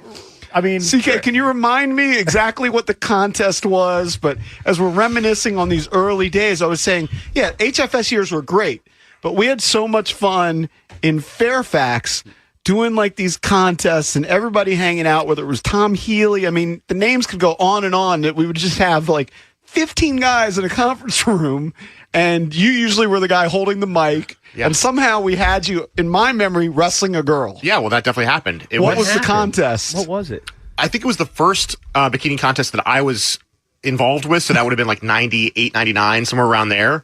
And it was just some girl who was a high school wrestler. At that point, she was out of high school, to be clear. I believe just out of high school. And she signed a waiver. Yeah, she said, I was the high school wrestler. And one of you guys said, well, why don't you wrestle CK? And she pwned me. Oh, yeah. She has a background in wrestling. She would have taken all of us down. Yeah, I don't have any moves. Yeah. So she put me right on the ground. Yeah. I probably weighed 135 pounds, too, at that point. Do you have any any of those contests or any of those particular show moments that stand out to you that you ever think about? I mean, there's so many. I mean, you guys talked about earlier when someone jumped into a jacuzzi with a microphone and almost electrocuted themselves. That was scary. One of the guys from the Pie Tasters. I remember it. I remember that, And he got fired during the show. They literally fired him. Well, I mean, he was obliterated. Absolutely destroyed. Yeah. I don't know. There's so many. The spring break shows were incredible. And those were so scary to do because those were ticketed events, but those they were the ones not at State Theater. Yeah, but no one. You didn't pay to go, so we would give away 2,000 tickets and hope 900 people showed up. Yeah, because what was the max capacity there? They would we felt like it was pretty max. The About max 1,000? capacity was as many people as we got in. It was a line out the door every time. Didn't Cake stand in line to get in? No, that was different. I was so stupid. I stood in line for one of our own appearances. I was like, "What am I doing? This is my appearance." One of my favorite memories from those though is the fire marshal came in. Yeah, and it was early. I mean, we started those things at 7 or 8 o'clock. He came in around 10:15, 10:30, and said to the manager, "Hey, you got to shut down." And the manager said, "Why? We're fine. We're not over capacity." He goes, "Is there anybody here who should be served at this point?" Yeah. Isn't everybody here overserved? Including the hosts. Yes. And the manager said, "Okay, we'll shut it down." No, there were good times. And we mentioned this earlier. I don't know if you were listening. CK, we knew early on was, I don't want to use this word in front of him, but brilliant in a way. When he was 18 and 19 years old, and when we became syndicated, he became officially, we wanted him to be the producer of the show. And they said, the kid's in college. He can't produce a national a nationally syndicated radio show. Like radio's that hard. Like you couldn't do it in college. As I tell people all the time, C students, okay? It's a low bar. I was a sophomore in college. So he was in college because after 2 years doing nights at remember, WJFK, you're American or Catholic? American. we became syndicated on Westwood One. And they wouldn't let him have the title of producer, but he was still doing everything kind of behind the scenes. Who did they give the title to? JP. They gave it to me. I would do these conference. I have no recollection. I would do these national, because you weren't part of it. I would do these national conference calls talking about affiliates and this and that. But he was kind of doing everything behind the scenes. So thank you so much for being part of the ride. Basically 28 out of the 30 years. Well, there's no doubt we wouldn't be here today if Chris wasn't part of the show. And it started at the Barbershop and Company. Well, thank you guys. Look, I'm immensely proud of you guys and have enjoyed most of my time working with you. I would say some of the trips have not been so fun. Yeah. No, but I'm just kidding. You guys are incredible. I tell people all the time that ask me, what are they like? I said they're like how they are on the radio, but better off the air. You guys are, loyal. You take care of your people around you. I mean, that's one thing I tell people all the time. Like, you guys do take money out of your pockets to give your producers, things like that. That is above and beyond. Probably not enough. But nobody else does that. Like, you guys are loyal to your people. You take care of each other and your people.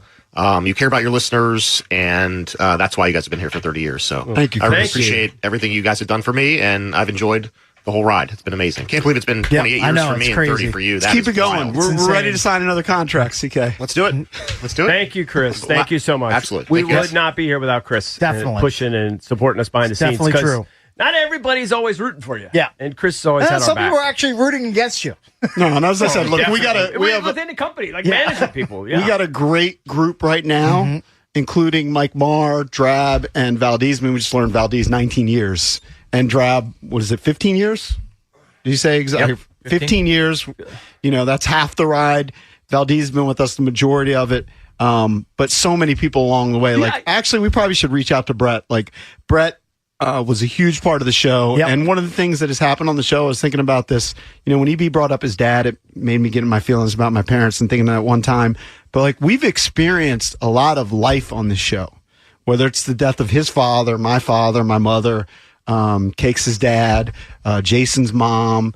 On the show, I think it happened right after the show when Craig passed. He was a part of the show doing movie reviews. People knew him as a character on the show, but he's a lifelong dear friend. He was a brother. And that happened on the show, or right after the show. We found out that there was an accident, and we've experienced so many things live on the air. We've had 10 kids on this show. Right? Yeah, too. We're prolific. Hey, I've been married used to be twice on the show. I've been married twice on the show. You're not as Nobody prolific. likes to quitter, Cakes. Yeah, that's true.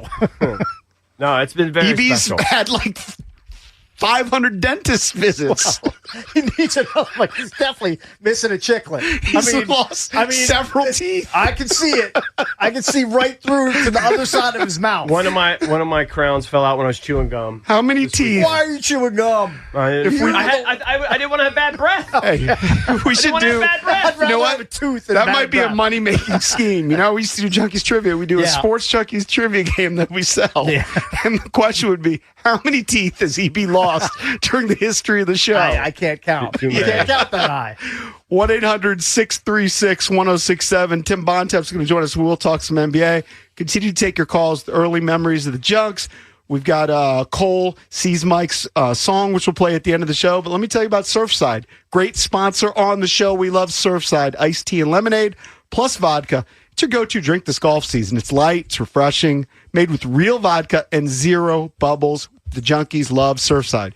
That's right. There's no carbonation, no bubbles, no troubles. Try the new half and half variety pack, including flavors like raspberry half and half in stores now. Cheers to hitting the fairway and cheers to Surfside. Must be 21. Please drink responsibly. Sports Radio 106.7 The Fan. Imagine the 50 million Americans who are hungry right now. Imagine that 17 million of them are children. Now imagine how you can help. Since 1975, Hungerthon and Why Hunger have counted on you to help feed those in need. Right now, you can make a $10 donation to a hungry child by texting the word IMAGINE to 50555. Or find other ways to help at hungerthon.org. Imagine there's no hunger. And the world will live as one. It's officially Sports Junkies Day in Washington, D.C., celebrating 30 years of the Junkies.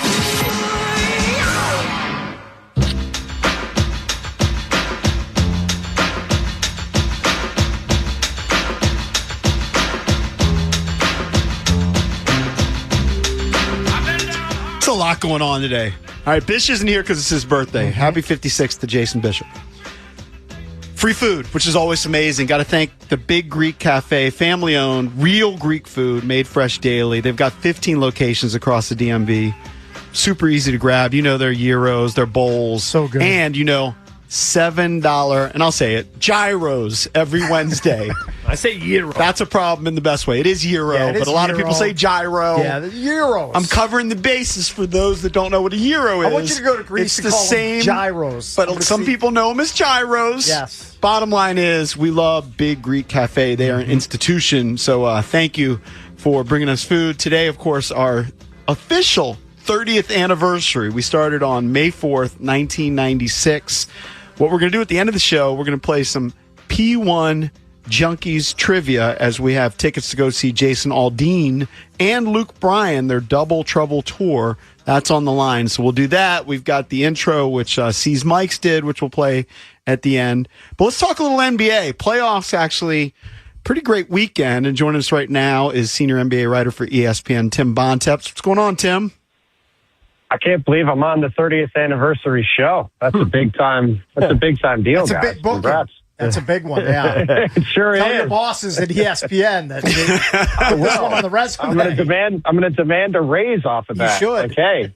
Hey, real quick before Highly we get in demand. Yeah. Before we get into the playoffs, I would just love to get your take on where the Wizards are in all of this. And Really? Because I feel like we're going to try. This is where we're starting? Well, I just want to get it out of the way. I feel like we're going to try to win for the first time in years. And I'm wanting your take on what's ultimately going to happen with the Anthony Davis saga. I was wondering if you'd ask me about the Wizards or not. It is going to be very interesting to see what happens with the Wizards. Obviously, trading for Anthony Davis, trading for Trae Young. We'll see what happens with the lottery on Sunday. Obviously, that will be a pretty significant deal to see where Washington lands there. That could impact things as well. But yeah, I mean, I think the first order of business is to see what contract extensions both Trae Young and Anthony Davis potentially sign this summer, to see what the future books look like for the Wizards.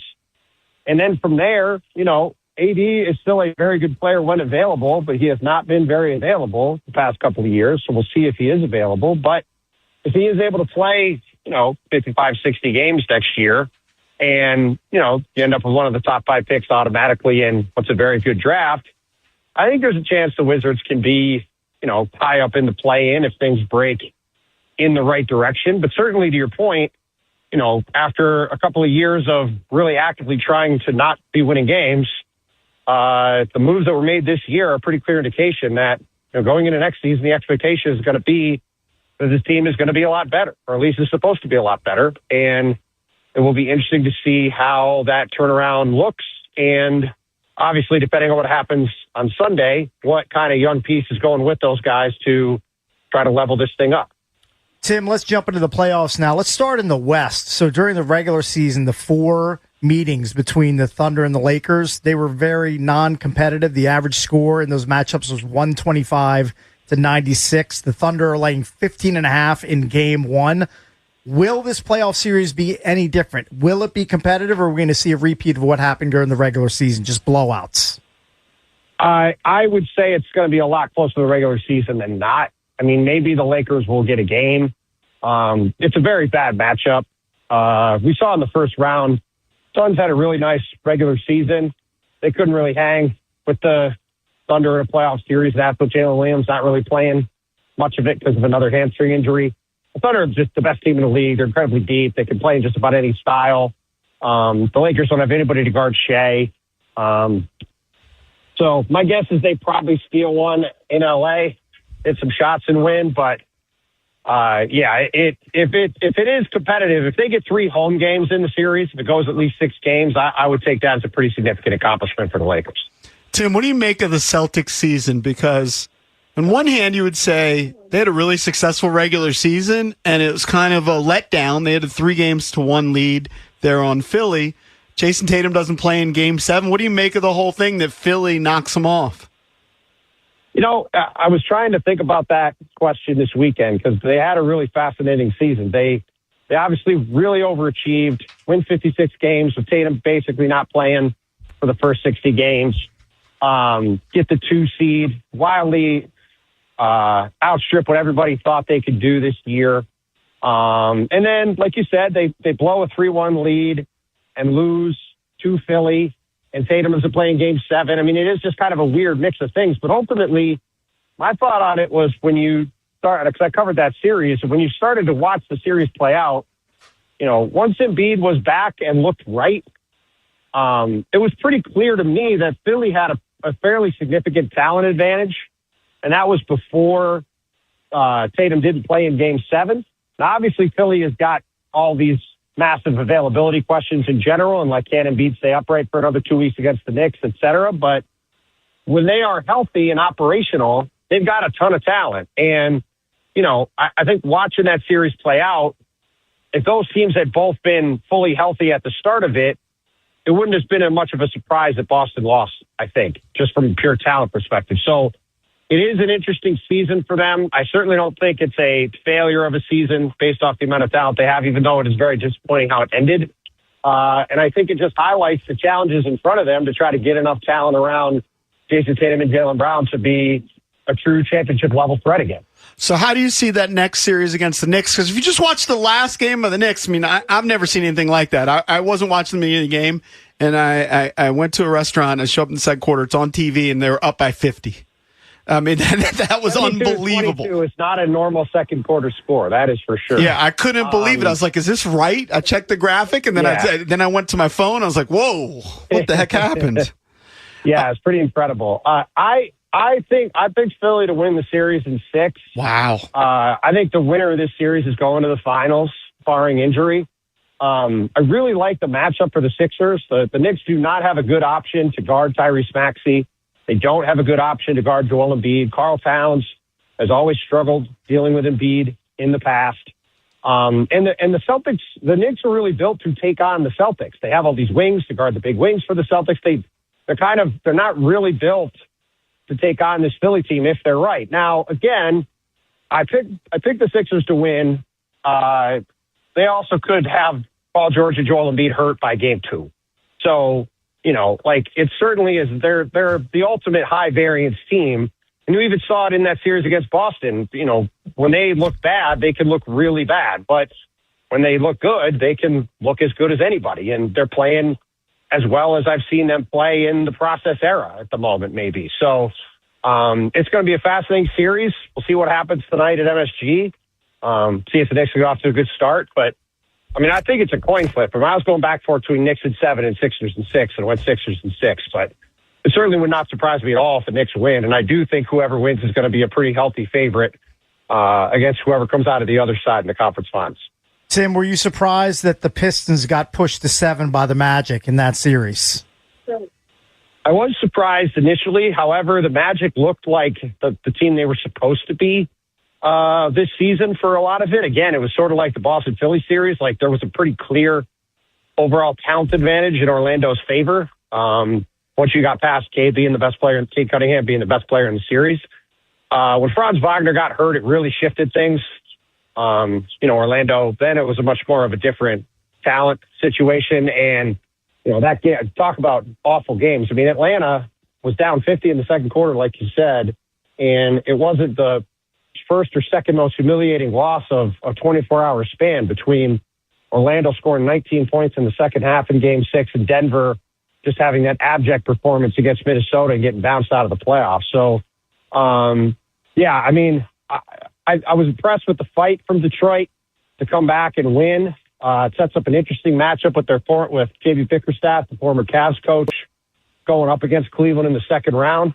Really curious to see how those two teams handle it. Cleveland was not exactly impressive against Toronto either. Just part of why whoever, the Knicks and Sixers should be looking at this series saying, if we can get past this team, we got a real shot to make the finals for the first time in an extremely long time. Tim, always appreciate you having on. Thanks for the insight, pal. Of course. Congrats, guys. Talk soon. Yeah, thank you, buddy. Thank you, Tim. It's Tim Bontemps, covers the NBA for ESPN. All right, coming up next, we got a couple things. We're going to do our P1 trivia game. Mm-hmm. So you can call in now, 1-800-636-1067. P1 We're trivia. going to ask old school trivia questions. About P1 characters? No, about the show. Okay. And if you nail it, you win the prize. I'm not even sure if we have one or two. We need to clarify that during the break. But 1-800-636-1067. It'll be moderately difficult. Not extremely difficult, but moderately difficult. Answer that Junkies trivia question. We have that. We got C's Mike's intro, which we played at the top of the show. We'll play that when we come back. And we'll mix in some of your calls at 1-800-636-1067.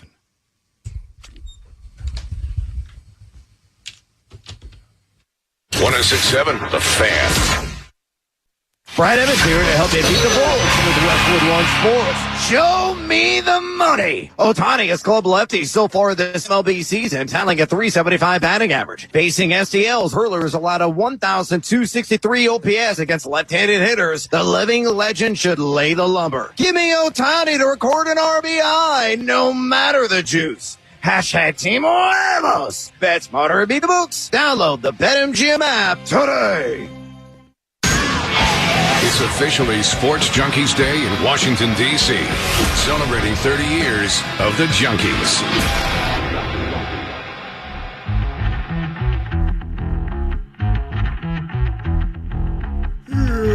Still waking up, still waking up, still waking up, still waking up, still waking up with the Junkies. 30 years of being a little bit moany.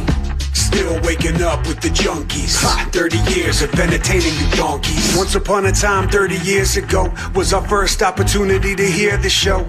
DMV, hard things were getting through their days when our favorite foursome took over the airwaves. Through every phase and catchy phrase, the message stays, getting the audience sights to be entertained. Several ways to listen and watch on Monumental Odyssey. The podcast got me pressing play every day.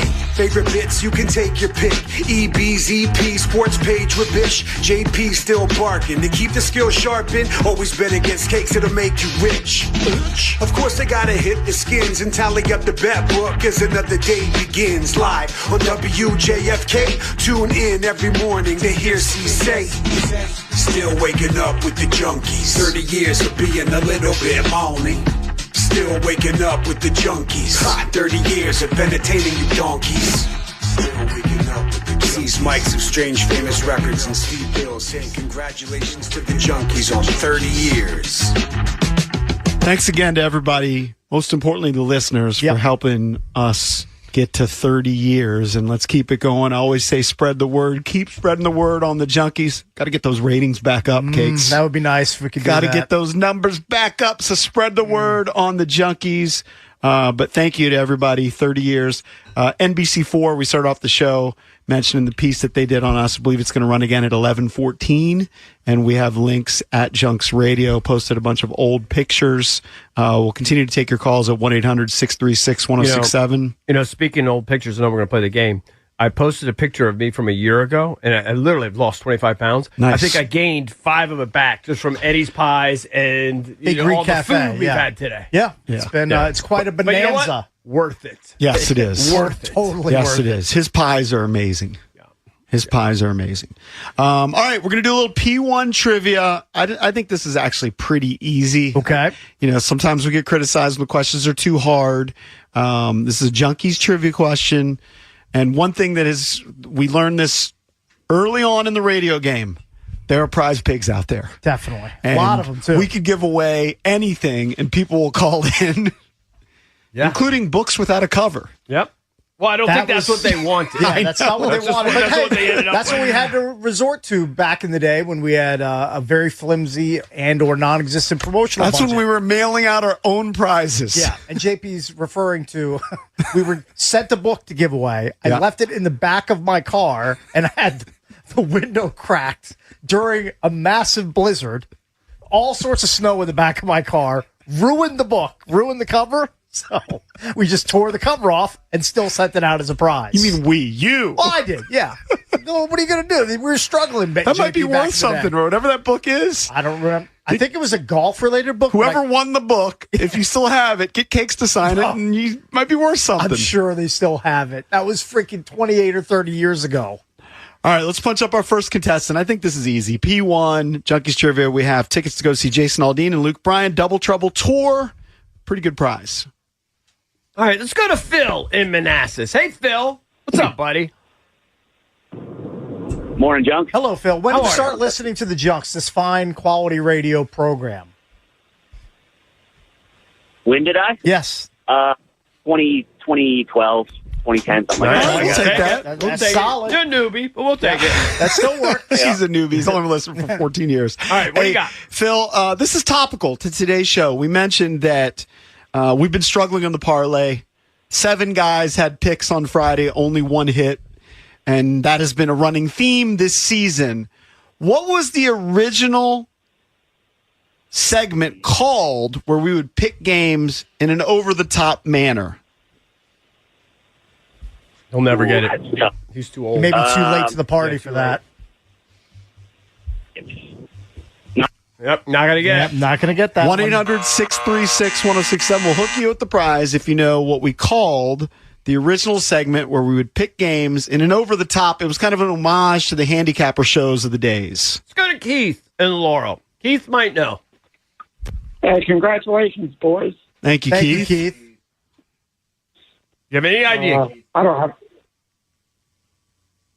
the answer. Sorry, guys. All right, we're going to make you earn it. 1-800-636-1067. Keith is the epitome of a prize pig. He called and still didn't know the answer.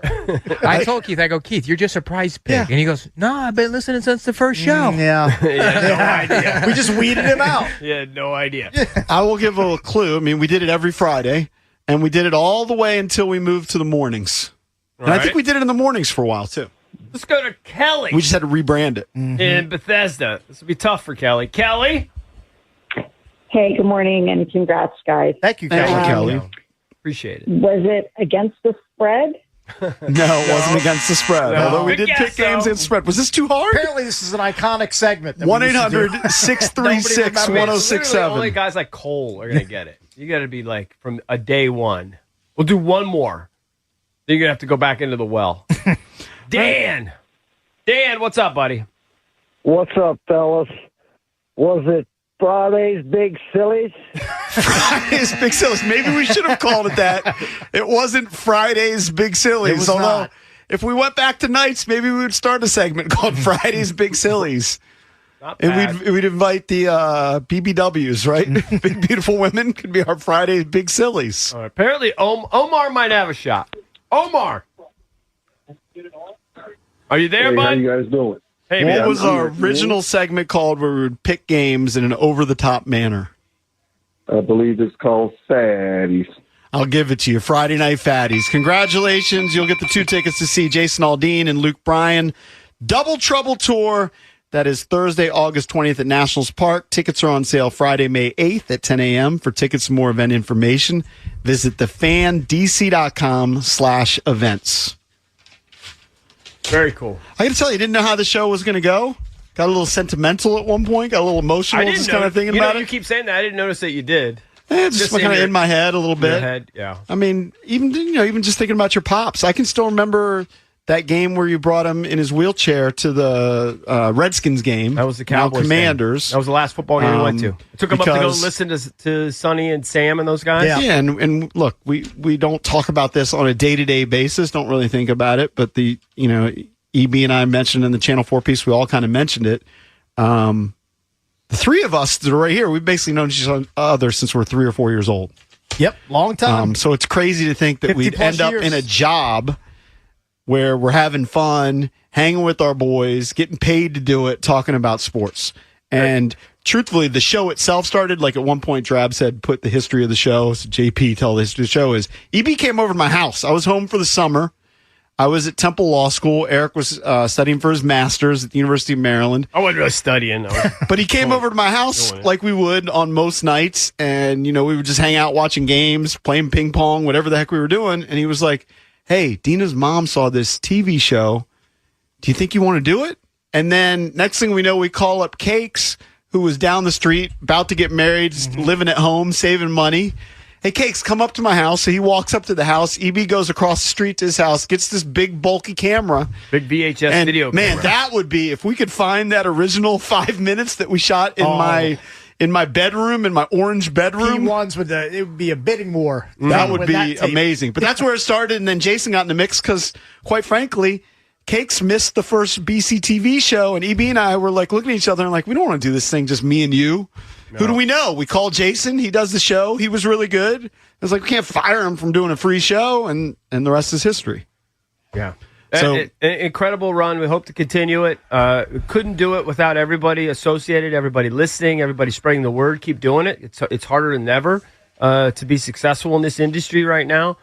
We thank you so much for your loyalty. It's just support's been unbelievable. We're the four luckiest guys in the business, and we know it. Trust me. We've been associated with great producers. CK's been fantastic for 28 of those 30 years. Wouldn't be here without him. Any of those guys associated with the show, even guys like Mike Marr, who are Johnny-come-latelys, who had no idea who this show was. Hey, don't sleep on our guy Ben, who was filling in for a while. Unfunny Ben. Ben today called us legends. He didn't know us a year ago. It's very nice. He didn't even know who we were. So, just thank you to everybody, but especially the listeners. It really means the world to us. We wouldn't be here without you guys. There's no doubt about it. So thank you, please. And you know what? It's a great station. I talk about HFS. We got a great lineup of guys here. I love every one of the shows here, and it's a pleasure working here. Good dudes. Good dudes. Don't know what to say here beyond at the Fan. All right, you can't do your read. You All do right, it tomorrow. we're out of here. For Cake, CB, I'm JP. We'll see you tomorrow. Be Mitch and Finley next here on The Fan.